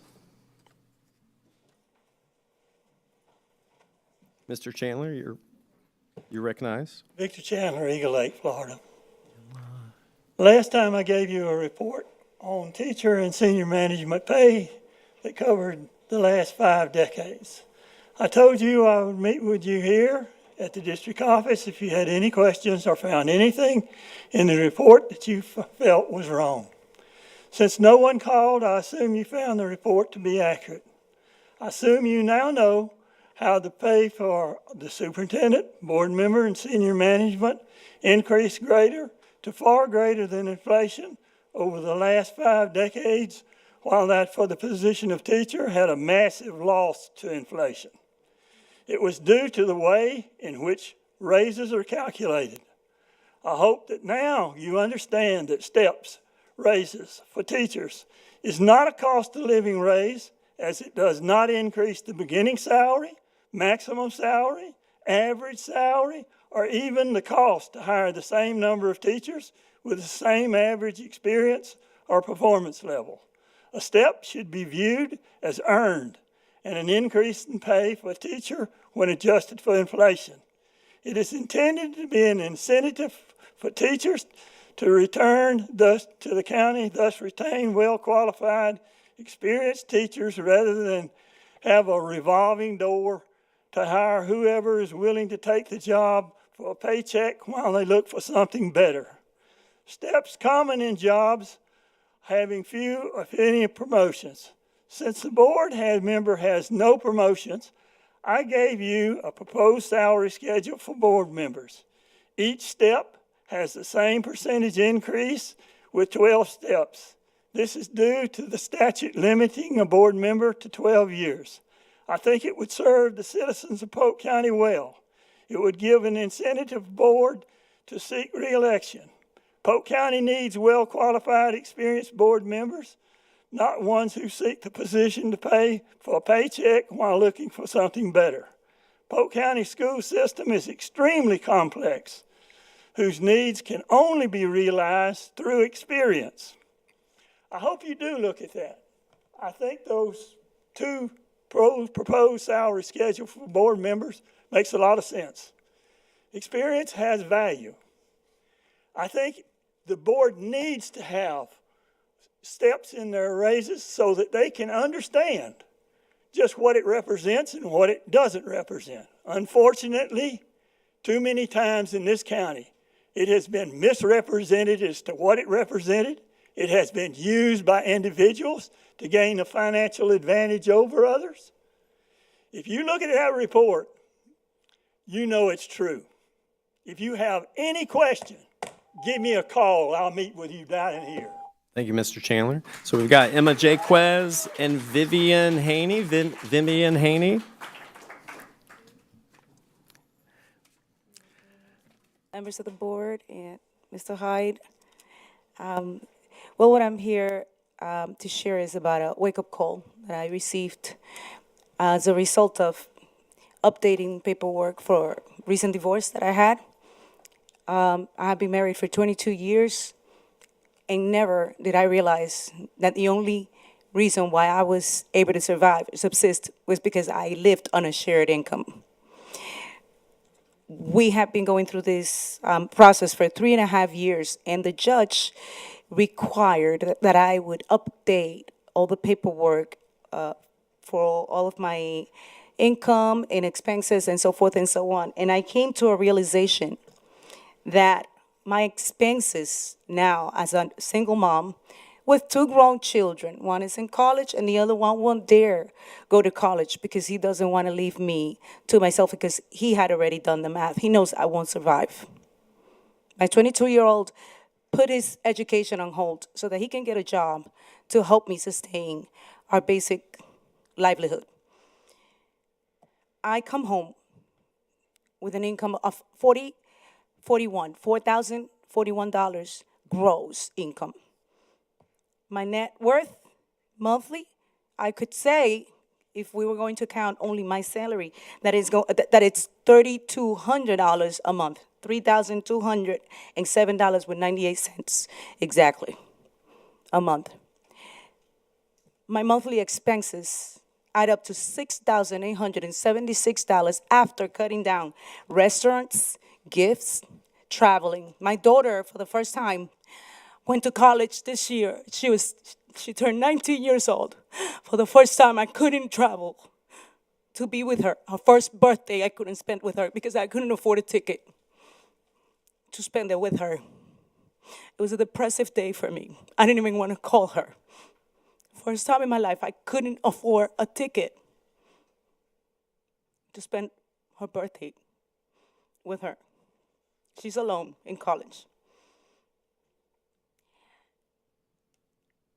I don't understand. It doesn't make sense to me.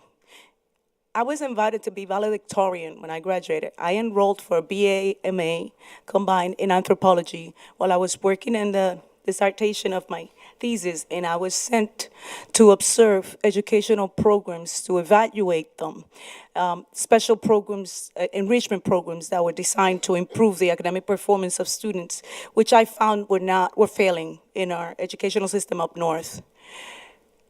The first time I was in a classroom, I realized this is where I want to spend the rest of my life. And I think that's the only reason why I'm still in a classroom, because it's my passion. It's not a job. Thank you. So Vivian is up, and then we have Cynthia Fallon. Is this thing on? You know I'm going to have to read from this. I could have memorized all this. So, hello, Polk County School Board members and audience. So, you're all well aware that educators are tasked with maintaining an atmosphere of calm and peace, lost my place, in an arena that encourages growth, compassion, and to instill in our youth a desire to learn. We have in our classroom our future, our lawyers, our doctors, our senators, our governors, our inventors, our college professors, our K-12 teachers, and future school board members. Imagine that. We are expected to prep these kids for the future, to feed their souls, expand their brains to the fullest capacity, and all the while maintaining a cool head and a loving heart. Additionally, we're to understand the complexities of each child and his or her family dynamic that explains their behavior in the classroom. We are expected to provide a climate of warmth and passion, nurturing a stress-free environment and establishing a sense of comfort in the classroom that fosters a positive learning experience. Wouldn't we love to have that in our own house? Wouldn't we love to have that acknowledged, that what we do is justified, and what we do is worth the compensation that allows us at least a modicum of success in a financially stable home in a good neighborhood? When the family budget is squeezed so tight that many of my coworkers have second and even third jobs just to maintain a lifestyle that we had just 2 or 3 years ago, but this diminishes the quality of our home life when we have to take those second and third jobs. We're entrusted with the children of our community, our future leaders, and to do that effectively, we need to ensure that our financial needs are being met as well. The cost of living in Polk County far exceeds any proposal made for salary increases. From the cost of food to skyrocketing costs of insuring our modest homes, but working for PCPS puts employees further and further behind. This is evidenced by the hundreds of instructional vacancies that PCPS has carried all year. Teachers and paraeducators shouldn't be squeezed so tight that our paychecks barely cover or maybe even exceed the basic living requirements our paychecks don't cover. Teachers and their support staff should be forced into debt to maintain a home, car, I don't know, maybe 2 cars, groceries, healthcare. I'm just talking about life's necessities. So, shouldn't educators caring for your children, teaching your children, molding your children, be compensated in a manner that provides them a full life and to be able to provide the same level of care for their own children, their families? Appropriate compensation for teachers and support staff should at least be equal to the education and care we're expected to provide for your children. My primary employment as a parent at Polk County Public Schools often say, yeah, you need this algebra. Yeah, you need this English. Yes, history is important. My second job, which P.S. pays a wage that is the least amount of money that an employer can legally get by with in the U.S. The most important things they say in that job is, fries with that, ma'am? So anyway, we deserve better. It's time to kick it up a notch, y'all. I'm done. All right, thank you, Cynthia. Vivian, Cynthia's up, and then on deck we have Shelby Gallen. That's my daughter coming. My name is Cynthia Fallon, and I have been a Polk County teacher. This is my 30th year. I have been a union member for all of these years, included being nominated for Teacher of the Year and a finalist for Disney's Teacherific Award. However, accolades are meaningless if the people who pay you don't even value your service. Teaching is a stressful job. I enjoy every year in the classroom. I have. But the demands of the job and expectations have led me to have a stroke. I eventually had to step back from doing the teaching that I love. And I became a paraprofessional because I did not want to leave the children. Which, of course, impacted my family, decreased my salary, and put a strain on my family economics. According to the NEA, as reported by Fox News 13, regarding education and teacher pay, Florida is ranked next to the last in teacher salary, only beating West Virginia. Think about that. Why are you surprised that you have teacher openings? All we have to do is cross the county into Hillsborough, and we would have almost a $5,000 a year raise. I live 10 miles from the county line, but I have chosen to stay in the county that I love.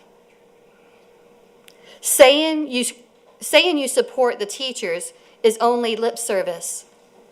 Your actions speak so much louder. If you really mean it, put that money where your mouth is. Thank you very much. Thank you. Shelby's up, and then we have Sarah Fortney on deck. Hi, my name is Shelby Fallon. I am a product of Polk County Schools. I went to Griffin Elementary, Lake Gibson Middle, and George Jenkins High School, and I graduated in 2016. I am here today because I want to speak about the necessity, not just the importance, of providing a livable wage to our Polk County teachers.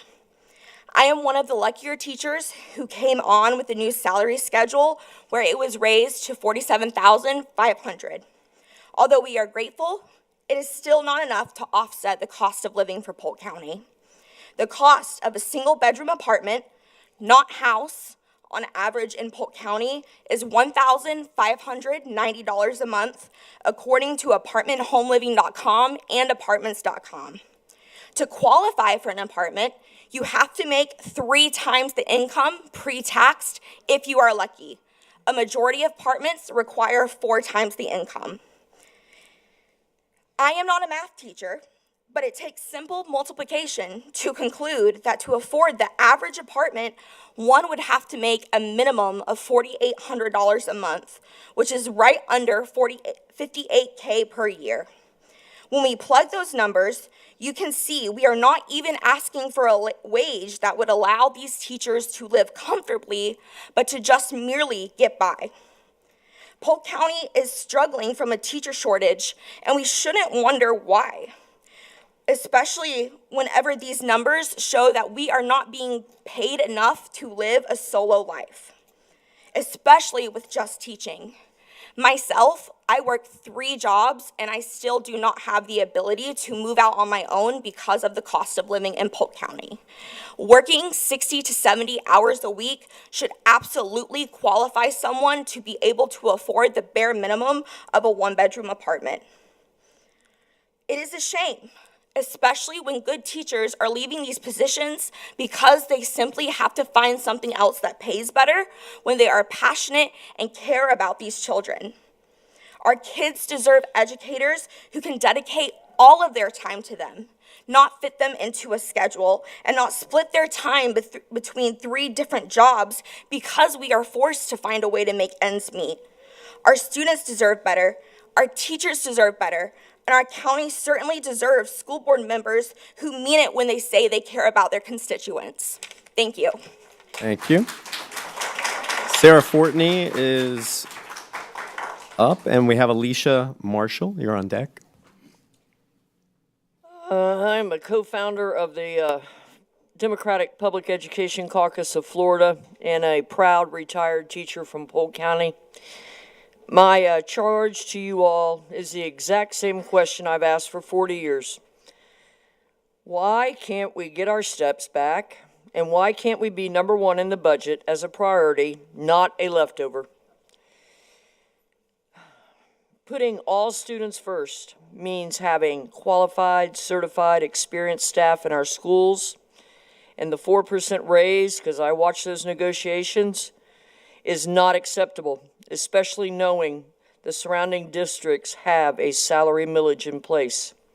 And as history has shown, when staff hasn't been respected and valued, staff will leave.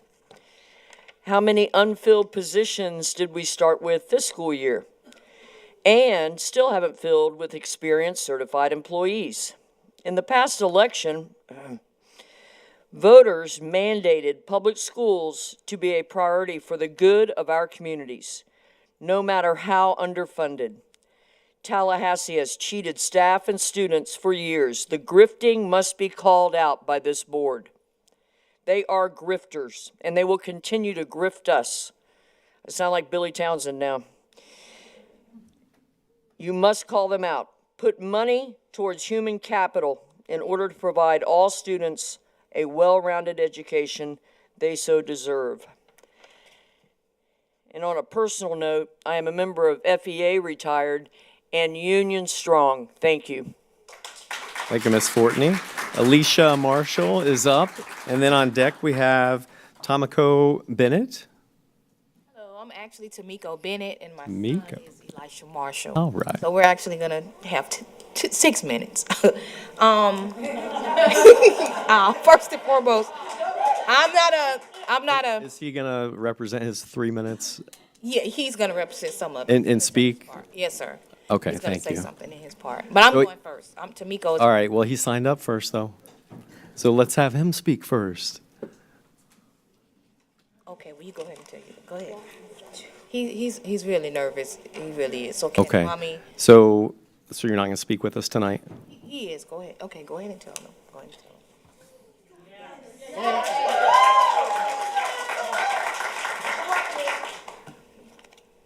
He's dealt with a lot of bullying and harassment, and a lot of stuff has happened to him. He wants to share. And go ahead. Tell what happened.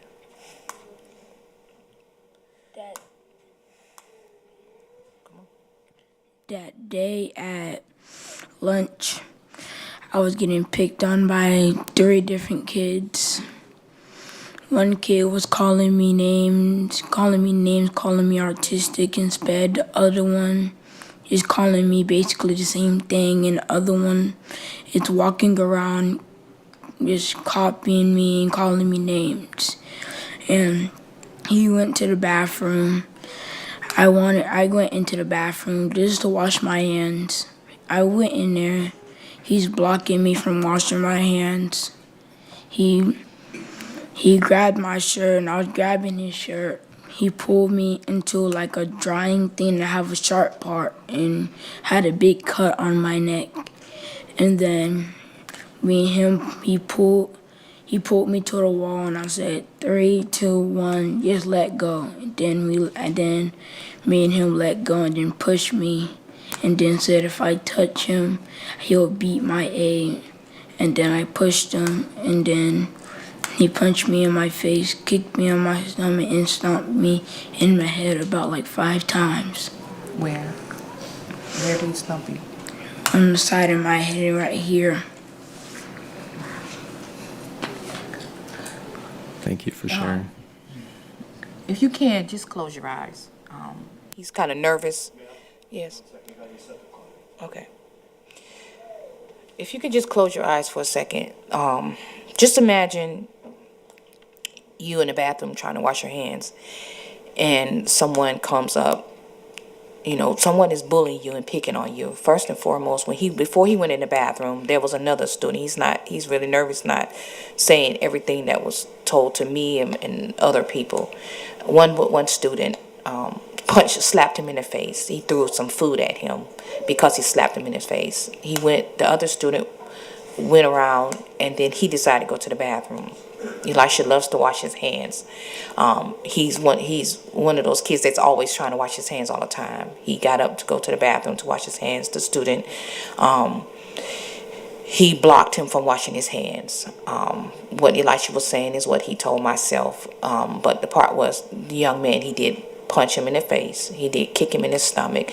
But Elisha forgot to say that the young man threw him on the floor. Okay, he threw him on the floor and he stuffed his head 5 times in the concrete. Imagine you as a parent getting a call saying that, okay, him and a student was having an altercation, but you're not knowing what's going on. I'm a mail carrier. So my first thing is, what's going on? Make a long story short, it happened October the 28th.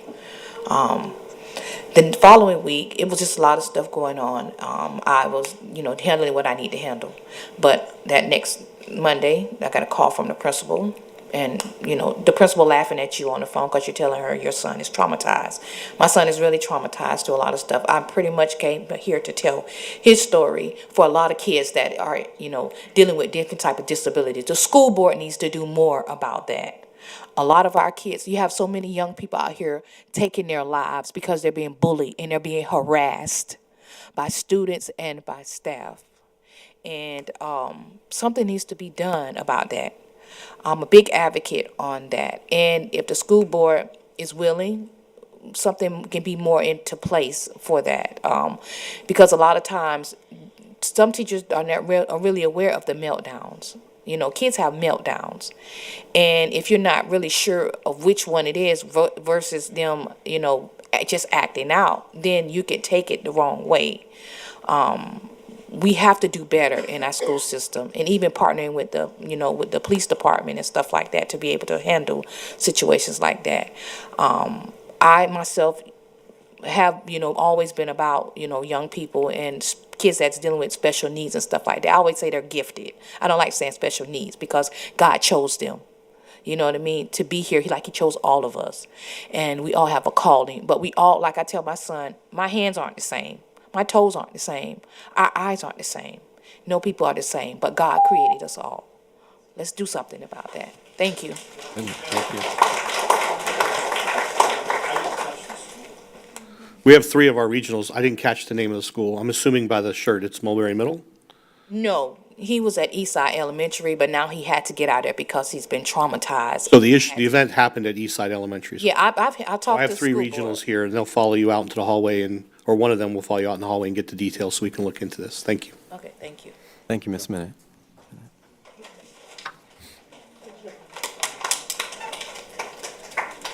All right, so we have Karen Wessel and then Jan Clyett.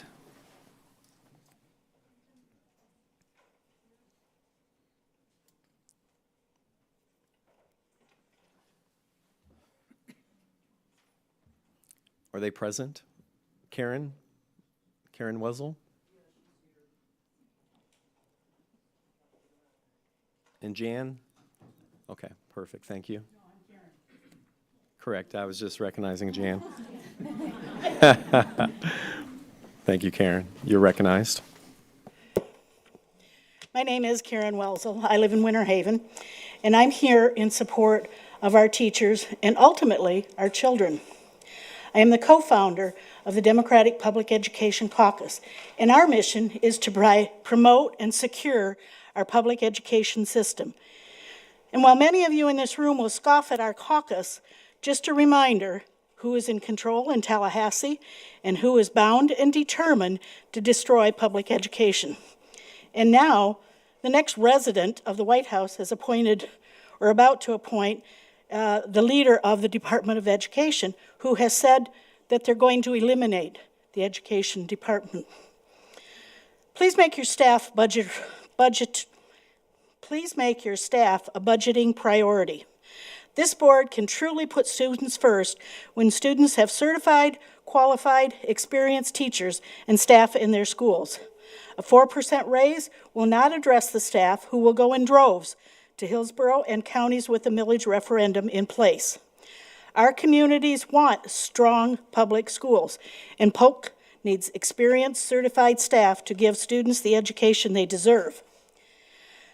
94% of teachers have had to dip into their own pockets to buy school supplies, while the average Wall Street employee who got taught by a teacher got a $176,000 bonus last year.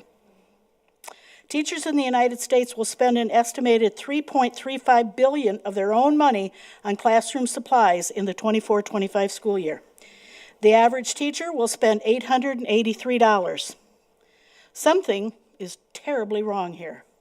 Please pay attention to our teachers, listen to them, and support them for our children's sake and for our future. Thank you very much. Thank you, Ms. Wessel. Jan, you're recognized, and Jordan Hills is on deck. Good evening. I'm Jan Clyatt. I'm a registered nurse of 34 years. I currently work as an ESE district nurse, and I'm paid on a teacher's scale. I'm very happy with my job, and I love knowing that I'm helping children access their education in the healthiest way possible. However, I also have to work for a home health company seeing patients after my regular work hours just to try to make ends meet.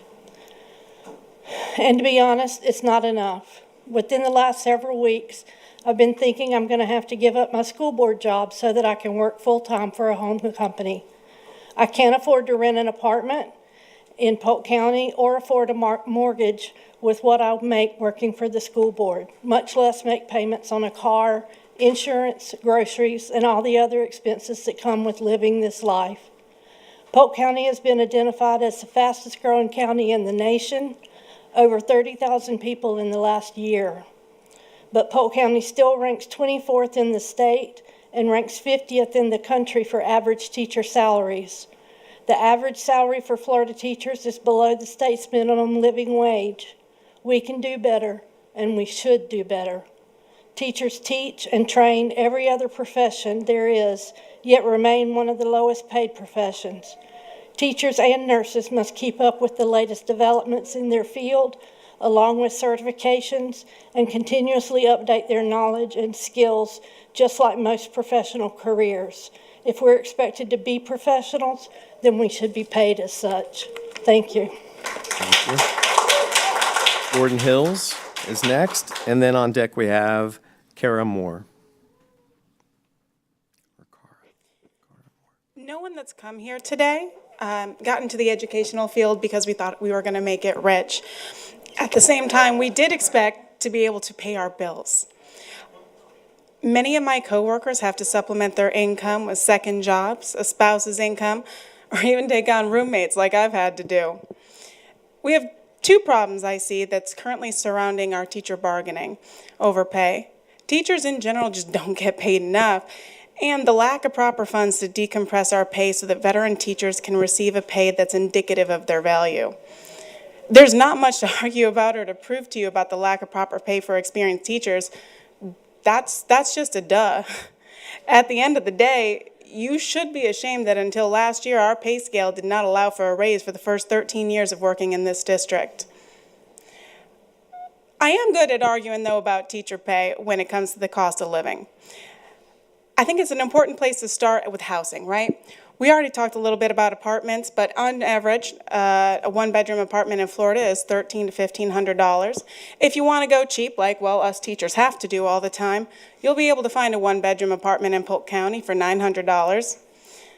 But what if you don't want to live in an apartment forever? We are professionals. We went to school. We were told that we'd have a job that'd be able to support buying a house and affording a house. The average home price in Polk County is $330,000, which, thank God, that makes us lucky because the state average is $400,000. So let's say you buy a home. When you add in the cost of home insurance, flood insurance, property taxes, the average Floridian buying a house in this market is looking at a $2,800 monthly mortgage. And you can top that off with an average of another $400 in utilities. Transportation, between car payments, repairs, and gas, the average American spends $750 monthly on transportation. Now, maybe at this point you're thinking of ways that we should be better at saving our money. I know a popular suggestion would be to eat out less and cook at home. I wish that was our problem. The average Floridian spends $400 a month on groceries because the cost of groceries has skyrocketed since the pandemic. Here's a little fun fact for you. Florida actually ranks 5th as the most expensive state in the nation when it comes to groceries. I can tell you from personal experience that our pay isn't enough. I have 10 years of experience and I bring home $3,300 a month. Between my mortgage, utilities, car payment, and insurance, my set expenses are $3,200 a month. That leaves me with $100 to pay for my groceries, my gas, my pet food, and anything else life might throw at me that month. Do you understand why teachers are fed up? The job's hard enough. Add to it the lack of respect and the awful pay. Why should anyone do this job? And I mean that. I'm really asking you because I don't know why anymore. Cara Moore. Cara Moore. And then we have Amanda Rickinson on deck. Hi, I'm here to represent the Wildlife Corridor 911. We are a group of volunteers working hard to protect the Wildlife Corridor and all its native habitat. We are opposed to the construction of a new high school on the Bowen site that is located on Lake Hatchinall Road in Haines City, Florida. This location is part of the Wildlife Corridor where documented movement of Florida panther and black bear have been taking place. Development of the site would be detrimental to this rare and unique habitat that is part of the Lake Wales Ridge, the Northern Everglades, and the Okeechobee watershed. This land is primarily ancient sand dunes, scrub, and wetlands. This is the only place in the world where many of these endangered and protected plants and animals exist. We've got the Florida panther, the scrub jay, the black bear, the gopher tortoise, Florida mouse, scrub lizard, sand skink, flying squirrel, Sherman fox squirrel, scrub morning glory, scrub plum, pygmy fringe trees, cutthroat grass, and many, many more native species. We are asking you and the developer to pick another site and protect this precious land. We are also asking the Polk County School Board to adopt a resolution not to consider any new construction projects in the Wildlife Corridor or on the Lake Wales Ridge. It is environmentally inappropriate. Thank you. Thank you, Ms. Carr. Amanda, you're up. And then on deck we have Sherry Hamill. Is it? Oh, it's this one. Perfect. Okay. Hi, my name is Amanda Ricketson. I currently teach at Lake Gibson High School. Hi, Mr. Van. I've been here for 7 years. I came from Colorado. I was recruited here. And I was drawn because I got priced out of my housing in my home state. And a strong salary at the time of $43K was enough along with the cheaper rent. This encouraged me to bring my skills to Florida. At the time, a small 2-bedroom off Cleveland Heights and Lakeland was a little over $900. After COVID, that same 2-bedroom apartment is $1,500. And rather than pay money to a landlord, my now husband and I decided to get our American dream and buy a house for our growing family. At the time, in 2021, our escrow was $1,600, which was within our means, especially because prior we got that salary bump to $47,500. Just 2 years later, my same escrow is $2,100 thanks to the rising cost of insurance and property taxes. Whether someone has decided to rent or buy, these increases are impacting us all teachers. My salary has not increased an extra $500 since then. And unlike any other industry, I cannot work harder or work more to increase it. So I have to get a second job. Here's my uniform.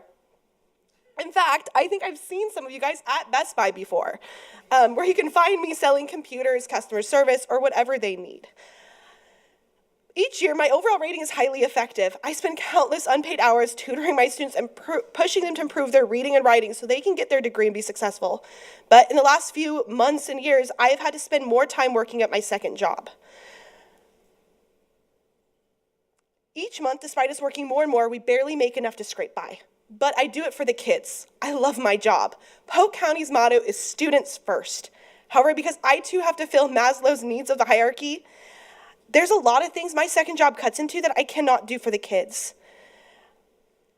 At the very least, if my salary rose with years of experience, which it is not, inflation has not done since COVID, or my performance, my highly effective VAM no longer gets me anything other than a shout out and more work helping new teachers, which I don't mind. Because of this, I cannot run certain activities or spend more time planning curriculum, tutoring my kids, or reviewing data to improve growth. Because at least 2 days a week, I have to work at Best Buy, which gave me maternity faster than the school board. That's the only reason I can be here today. By increasing teacher pay to reflect any of these, that is putting students first. Increasing teacher pay will not only make teachers less stressed, help them stay in the field, which we all know you'd prefer to have an experienced teacher, not a first-year teacher for your kids, and spend more time honing their craft rather than working or searching for jobs. We are not asking to be millionaires. We're asking just enough to pay for our bills and take care of our families so we can take care of our families. I'm not alone in this feeling. Polk County will lose teachers if we do not adjust to the free market. Because trust me, houselessness and starvation are strong reasons to leave. Thank you, Amanda. We have Sherry, and then on deck we have Paula Cardinale.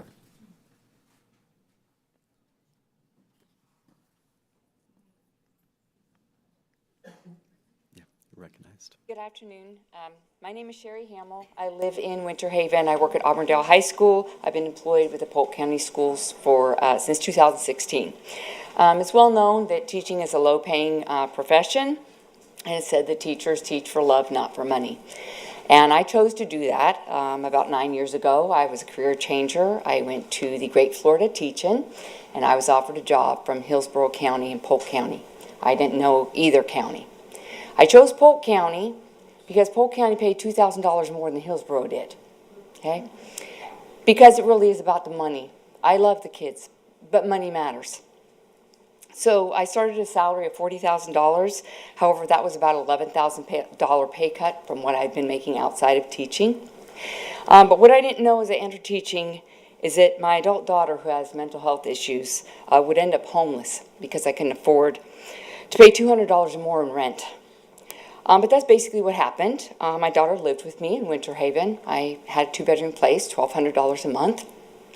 And they wanted to raise my rent to $1,400. That was 43% of my salary, and I just couldn't afford it. I ended up moving to a 55 and older community, a single 1-bedroom, and my daughter could no longer live with me. So she's basically homeless because I couldn't afford that $200. I could take a second job, and I did. I worked for the adult school for about a year, but that wasn't sustainable for me. And 4% raise sounds really good until you do the math, and I'm a math teacher. And most employers give their employees about a 3% raise each year. But we haven't received that, not even with the $47,500 that we got just a couple of years ago. Consider that $40,000 that I started with in 2016. Add to that 3% for 8 years. That would be my salary of $50,670. I make $48,502 is my base salary. And consider that $47,500 that we did get a couple of years ago, and add 3% to that for 2 years, and that would be $50,392. But again, I only make $48,502 is what I make. So 4% sounds good, but considering the fact that we've been shorted all this time, it's just not enough. And I really don't understand why, when Polk County is the fastest growing county in the state and in the country, that we can't somehow take some of that growth revenue and direct it towards the teacher salary so that the teachers of Polk County are paid not only a living wage, but a professional wage. And no mom has to tell their daughter has to be homeless because she can't afford $200 more rent. Paula and Heather Gonzalez, you're on deck. Hi, my name is Paula Cardinelli. I have served this district for 33 years. I have been told repeatedly that raises will come, but not this year. Every year it's the same thing, not this year. I'm tired of having to plead my case. My years of service were locked in at 26 years for 3 solid years. At the end of that time, the top of the pay scale was gone. I chased that pay scale for 20 years and watched it go from 23 years, 25 years, to 30 years, to, sorry, it's gone. My colleagues with those 30 years plus were making $63,000 at that time, and I was back at $57,000 with 29 years experience. Then the brand new teachers with 0 experience come into the system, making just $10,000 less than me with 30 years. Talk about a slap in the face. Is that what my experience is worth to you? I realize you had nothing to do with starting teacher pay. But here we are today, and I'm still waiting for my big pay increase. And you have the power, and you have the funds to make that happen. I have to use credit cards to supplement my income. I shouldn't have to do that at this point. I have been faithful to this district, even though I could have gone somewhere else. I've chose to stay in the county in which I live. I have served only 3 schools in my time here. I am very good at what I do. I don't mind telling you that. I'm proud of what I do. I love my students. I'm good at it. But right now, I can drive across the county line and give myself a $5,000 pay increase. My loyalty to this county has done nothing for me, and I find that really sad. Why aren't you concerned about keeping teachers like me? Highly effective teachers in Osceola County were given a 9.7% increase this year. 7.7 plus 2.0 for cost of living increase. My understanding is that there's money in the fund balance to offer decent pay increase to teachers, but no one wants to use it. I've heard this song before, we don't have the money. However, in all my years, this is the first time that there's actually money and you don't want to use it. Shame on you guys for not taking the opportunity to pay your teachers. Please do the right thing. Give your veteran teachers what we deserve. We do everything you ask year after year. We have shown you we are here for the long haul. We love our students and we are good at what we do. We deserve better. I know with the rainy day, you say we have to save it for the rainy day, but guys, it's not raining, it's pouring. Heather is up next, and then we have Larissa Cummings. Good evening. I'm Heather Gonzalez, and I live in Winter Haven. I teach in Dundee. I've been a Polk County School Board teacher for 10 years, and this will probably be my last. I could go on forever on how this system is broken. When you made the switch to students first, I think you forgot that we are who put them first. Without the staff, the students are not successful. The district has failed to put teachers, paras, bus drivers, and students first. I've taught high-stakes testing in 3rd grade for 6 years. I'm highly effective at a school who performs above state and district every year. That doesn't seem to matter when it comes to pay. You see, my son was gifted all through elementary. He went from loving school, reading for fun in elementary, to being a behavior issue in middle due to adult bullying from teachers who hated their jobs. And eventually he dropped out of high school because of instruction that he was getting and did not feel like he was truly getting what would apply to real life. We fought about it and how important education was, and I was disappointed as you can only imagine. His experiences were not like mine in school. He is now 19 and makes more money than I do. His sacrificing, stressed, medicated, public school teacher mom with 2 degrees along with a mound of student loan debt, he brings home my monthly salary in 1 week. He begged me for years to leave this job because of how stressed I was. When I was a single mom, financially, he saw the times that after bills were paid, I could only afford a box of pancake mix. how tired or how much I tried to make ends meet and afford things that he needed for baseball, going to thrift stores and getting equipment used because I couldn't afford the new stuff. That was 10 years ago. Nothing has changed, except for the cost of living. Now my 9-year-old sees this every day. She stays after school with me every single day, Monday through Friday, for me to tutor to make extra money. She hears my cries. She misses me on the weekends when I pick up extra shifts serving, because that's my other job, so 3 jobs. And she sees the financial struggles of my job. If it wasn't for my husband, I wouldn't be able to live on my own. I will not lose myself anymore for a job. I won't put my family through having to see mom so mentally drained she can hardly hold a conversation at home. I refuse to keep putting my worth on hold because you refuse to give us a decent living wage. It has forced me to look outside of education. You are at fault and you are to blame. Until you get your heads up and look at what's happening, you will see more and more vacancies opening up, lower graduation rates, and more parents choosing to take their kids out of public education. The kids deserve to have teachers who can afford to work, not teachers who have no choice but to get second and third jobs as I have. We are being forced to leave because you refuse to give a raise when you have the ability to do so. This system is broken, and you have failed your students and your staff. Sincerely, another tired, underpaid, fed up Polk County school teacher. Larissa is next, and then we have Amanda Murtaugh.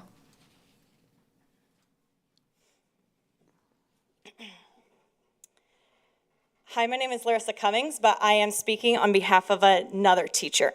I personally have been teaching for 6 years. I would like to respectfully request that the district meet our decompression negotiation for this school year's contract. At this point, educators do not even get an automatic raise of any kind. Previous teachers of Polk County remember step increases to pay. This is similar to many jobs where loyalty and service are rewarded, but with a small but predictable increase in each year of service. This recognizes the value of veteran employees over the cost of training new employees. Jobs that do not utilize this model will have an end-of-year bonus or a cost of living increase. We have none of these currently. The Florida governor and legislator have proudly told voters of the money put into teacher salaries, but this originally was used only for the newest teachers with nothing left for veterans. Now, anyone who has worked with the budget and negotiations for salaries recently knows that there are many rules and regulations on where and how any money must be spent. Teachers, paraprofessionals, and secretaries are daily dealing with more and more difficult situations in our jobs. The stress has caused many educators to leave the profession and has many more questioning on how long they can continue. With record-setting inflation recently, we simply want to have an idea of how to budget for our families and what side jobs might be needed to make that work. At the very least, I believe it is reasonable to ask that you at least meet our salary proposal. Now, this is me talking. I know for a fact that there are many teachers, I know of at least 2, that are planning to leave as soon as they are offered a job from anywhere. It doesn't matter where. I am feeling helpless of ever owning a home because of your refusal to make my pay a priority. The person who spoke earlier about homelessness, that is more common than you think. That happened to me as well, except I was the student. I went to GJ, I teach in Dundee, and it is hurtful to see the things that are happening now on the other side, right? And to think of my teachers going through that as well. I need you guys to do better, please. Say yes to our proposal of decompression and to keep your qualified veterans teachers here for the kids, for the students. Thank you. Amanda Murtaugh. Amanda Murtaugh. All right, we have Toy Burdick. And then on deck, we have Nadia Hernandez.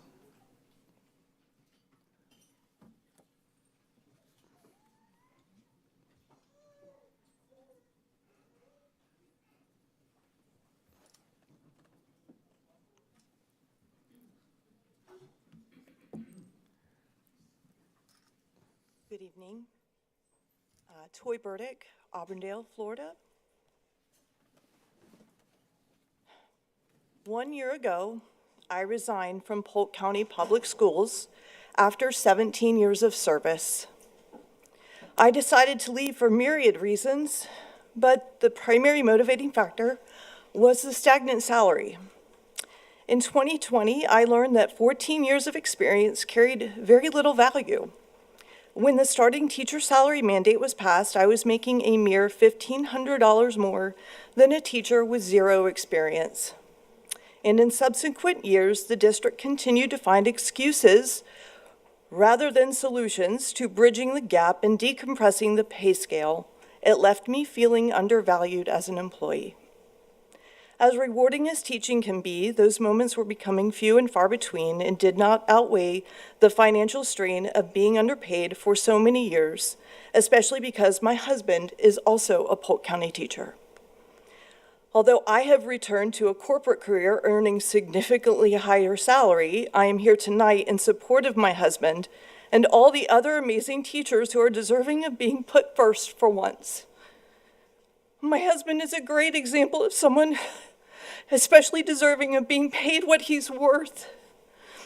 He's in his 32nd year of his career and has been twice nominated as Teacher of the Year, is highly regarded by his peers as an expert in theater arts.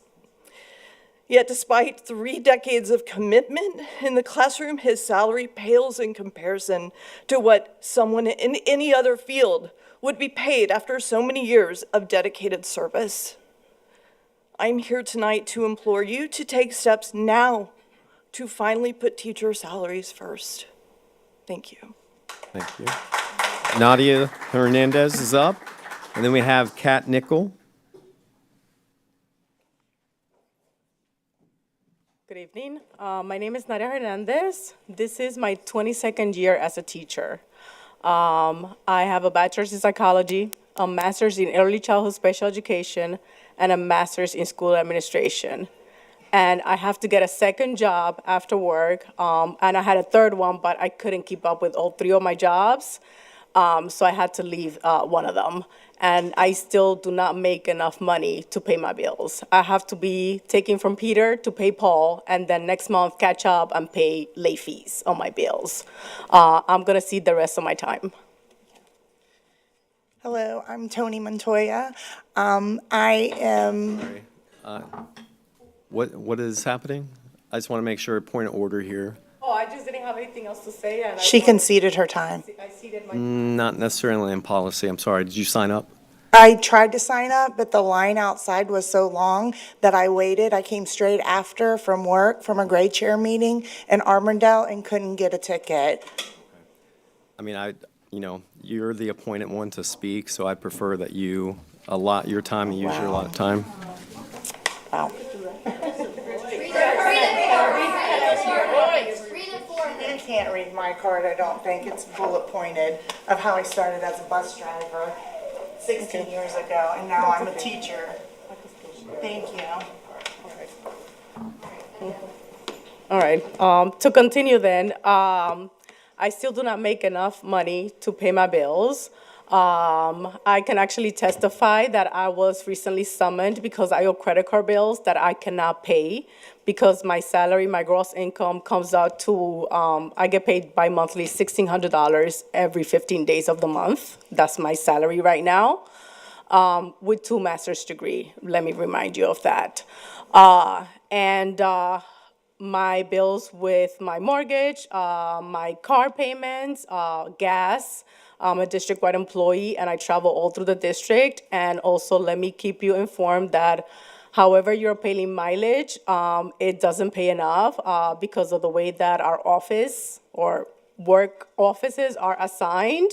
We are never in those offices, but we are required to put that work location, which sometimes are. For me, my work location as a behavior support teacher for the district was 24 miles away from my house. And in order for me to get mileage, I needed to travel more than 24 miles one way before I could get paid 1 mile of reimbursement. So you need to revisit that as well. It's not fair that I'm traveling from Lakeland to Haines City to Davenport to Frostproof and only get paid for 5 miles in one day. On top of the fact that I'm already underpaid as a teacher. So I am struggling, just like all of us are here. We are not getting paid enough. We're not making enough money. I went to the grocery store, came out with 3 shopping bags of food to feed myself, thankfully, because my son is in the Air Force who just left a year ago.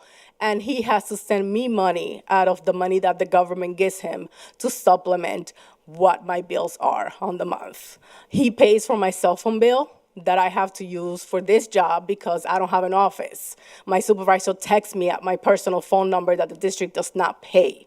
So I'm using my phone bill that my son pays with the money that he gets from the Air Force as he's stationed far away so that I could supplement my income because I don't have enough money to pay my bills, to pay my light, to pay my cable. Thank you. So Kat, you're up next, and then we have Jean Reagan. Okay, good evening, distinguished board and Superintendent Hyde, who left at just the wrong moment. I am speaking to you tonight as both a teacher and a mother of public school children right here in your Polk County Public Schools. My daughter graduated from Harrison School of the Arts a few years ago. My son is currently a junior at Bartow Senior. And of course, I am stationed as a teacher currently at PEA, but a Lake Region High School English teacher. I'm here tonight on the eve of our next negotiation session to implore you, elected officials who are set out to direct your negotiating team, to make these staff, your staff, a priority. I do not understand how you can say students first when your teachers and staff languish with some of the lowest teacher pay in our areas. Your staff say that they need a second and third job in order to make ends meet, or they need to move on to a different district. I do not understand how you can say students first when you failed to place a millage on the ballot this year, and when Superintendent Hyde himself said at the table that the reason we didn't do it was because we wanted to wait and see what happened with Hillsborough County. Well, if you've not been told, what happened with Hillsborough County is their school board fought to put that ballot referendum, and then the citizens of Hillsborough County overwhelmingly voted in favor of it. Now, your teachers and staff are going to leave to earn that money. And before anybody, I woefully understand that the state of Florida and our federal government does not send the proper funding to us. But y'all had an opportunity to create that future funding this year. You had an entire union and tons of community support to get the millage referendum on this ballot so that we would not keep kicking that can down the freaking road. I do not understand how you can say students first when you fill our classrooms with substitutes and then turn around and blame your teachers for lackluster test scores. You need to blame rampant truancy. You need to blame subs that have no content expertise, overwhelming workloads, and the lack of autonomy for your qualified teachers who often spend more time earning their degree in education than they do in the classrooms before they give up and leave the profession. However, you can fix this. I would like you tonight and tomorrow to direct your negotiating team to give us what we need. You cannot say you put students first and then put your teachers and staff last. Jean is up, and then on deck we have Lisa Madden.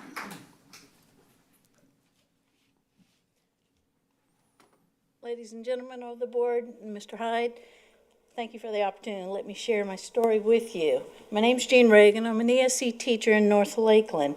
I started with the district in 2004, and I've been an athletic coach within our district and the community. I've also volunteered with Scouting and other community outreach organizations. Prior to my employment with Polk County Schools, I was a juvenile probation officer in North Lakeland and previously in the state of Louisiana. I mention these things to paint a picture for you of who I am. I am a Republican, and I am a member of the Republican caucus of the Polk Education Association. I stand before you today to tell you that our staff and faculty are struggling economically. Prices, premiums, and housing have dramatically increased over the past few years, but our salaries have not grown proportionately. In order to truly put students first, you must take care of our dedicated employees first. Much like on an airliner, when we are directed to put on oxygen masks on ourselves so that we may help others. Due to a medical issue last year, I was forced to take a payday loan. Unfortunately, I have been unable to pay off the balance and have had to recycle the loan several times. I therefore have become familiar with the manager there. She recently shared a personal story with me. Her son is an ESE student at another elementary school in the area. Since the start of COVID, he has not had a consistent, qualified, experienced teacher. He has had 2 teachers, one already this school year, that have transferred to Hillsborough County and are now teaching in the Plant City area for a significantly higher pay. As a result of the inconsistency, her son's reading ability has not improved, yet he is continually promoted. His mother has hired tutors, but the lack of a firm classroom foundation has helped frustrate her efforts. She teared up when she shared that her son recently told her that he thinks he is, quote, too dumb to ever get a good teacher. These citizens of Polk County deserve better. Your educators deserve better pay so we can continue to educate our Polk County community. Having qualified and experienced teachers throughout the district will provide benefits past academic achievement. Discipline issues within the schools are fewer, and there are less juvenile crimes in areas with higher performing schools. If a teacher is economically distressed, their professional performance suffers. If local teachers are struggling here, it is now easy for them to move elsewhere as the surrounding districts have vacancies and higher pay. Loyalty to our community and love towards our students are now becoming inadequate reasons to stay. I am compelled to drive for a rideshare company for extra cash. Unfortunately, any part-time job or side gig we accept detracts from our primary task of educating and supporting the young people of Polk County. Thank you, ma'am. Thank you. Lisa Madden, you're up, and then Stephanie Yoakum. Good evening. Thank you so much for this opportunity. My name is Lisa Madden, and I've been a teacher here in Polk County for 14 years. A year prior to that, a couple of years I taught in Osceola County. I'm considered a highly effective educator. I have a degree in communications in addition to my professional educator's certification, and I teach, I'm certified to teach language arts, elementary ed, ESOL, and ESE. And, but through my years of teaching, I have faced much financial hardship. I've gone through bankruptcy as a direct result of low wages and inadequate health care benefits. I've attended credit counseling through the Employee Assistance Program. Only suggestions made was that I continue to shop for cheaper gas and lower priced groceries. Or pick up a second job, but I already had 2 second jobs. So, like many of the people that spoke tonight, I spent quite a few years working 3 jobs to make ends meet and put my daughters through college. I currently make less than $50,000 a year. I have $5 in my savings account tonight because last week my car needed brakes and tires. That cost nearly $2,000. Sorry.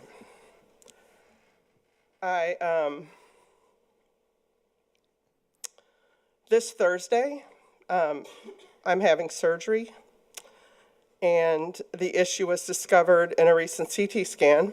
The copay will be about $2,000, and my Polk County School Board insurance does not cover the procedure that I need to have, so I've been forced to take on additional medical insurance that I pay for.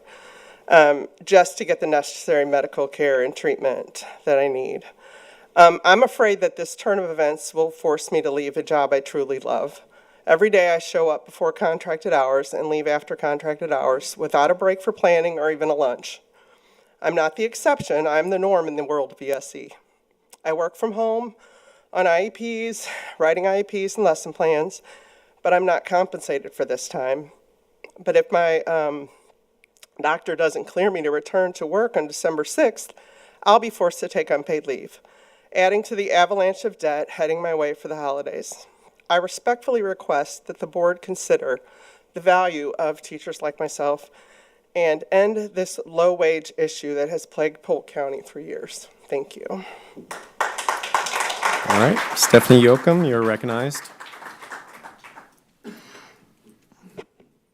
My name is Stephanie Yoakum. I'm the president of the Polk Education Association that covers 9,000 of your teachers, paraeducators, and secretaries in Polk County Public Schools. I have had the pleasure of meeting with 6 of 7 of you. You're on my ticket. We got to meet. And I have went through your budget with you and shown you where your money is. It's not just in the fund balance. We can move $20 million out of materials and supplies today to fund our proposal. Because I'm going to tell you what, I think it was 2 bargains ago, guys, that your chief negotiator said class size doesn't really matter. As long as we've got teachers, books, and desks, we're good to go. Well, we're at a breaking point. And we have to start shifting our priorities, your priorities, to match what we need, or else we are going to continue to see an exodus of certified, qualified staff either go to neighboring districts, because we are now the only school district in the West Central Florida area without a millage referendum for salaries for operational expenses. We are one of the very few in the I-4 corridor that do not have a millage referendum for operational salary for staff. We will continue to see an exodus going to other districts or just leave education altogether because we cannot afford to even live in our communities anymore. We can't afford it. Okay, you direct your district team at the bargaining table. We need you to direct them to put more money on the table, because what's on the table right now with your proposal, it's not Mr. Hyde's proposal. This is your proposal. He bargains on your behalf. You have $20 million on the table, and that does not address the decompression. If we were to take your $20 million pot of money right now and address decompression, we wouldn't be able to do it, number one. We wouldn't be able to afford it because we would still be compressed with salaries. And it's not enough. We have to, in the next 2 years, shave everything that's non-essential. The one thing that is essential in this district office is that SAP upgrade. Because if you don't upgrade SAP, we won't be able to pay people. So all other stuff should stop. District reorg, stop. Senior managers, stop. Every dollar that you have should be directed into that classroom, into those schools, for us, for teachers and support staff to make a living wage. And then we need to work together to get a millage referendum on the ballot in 26. Now. We need to be working on that now. Because we're still 3 years out from seeing any funding from that. Because we were short-sighted, and I wouldn't say we, the board was short-sighted in waiting to see what happened in Hillsborough. This board, since I have been in this district, has been reactionary instead of proactive, and that needs to stop now.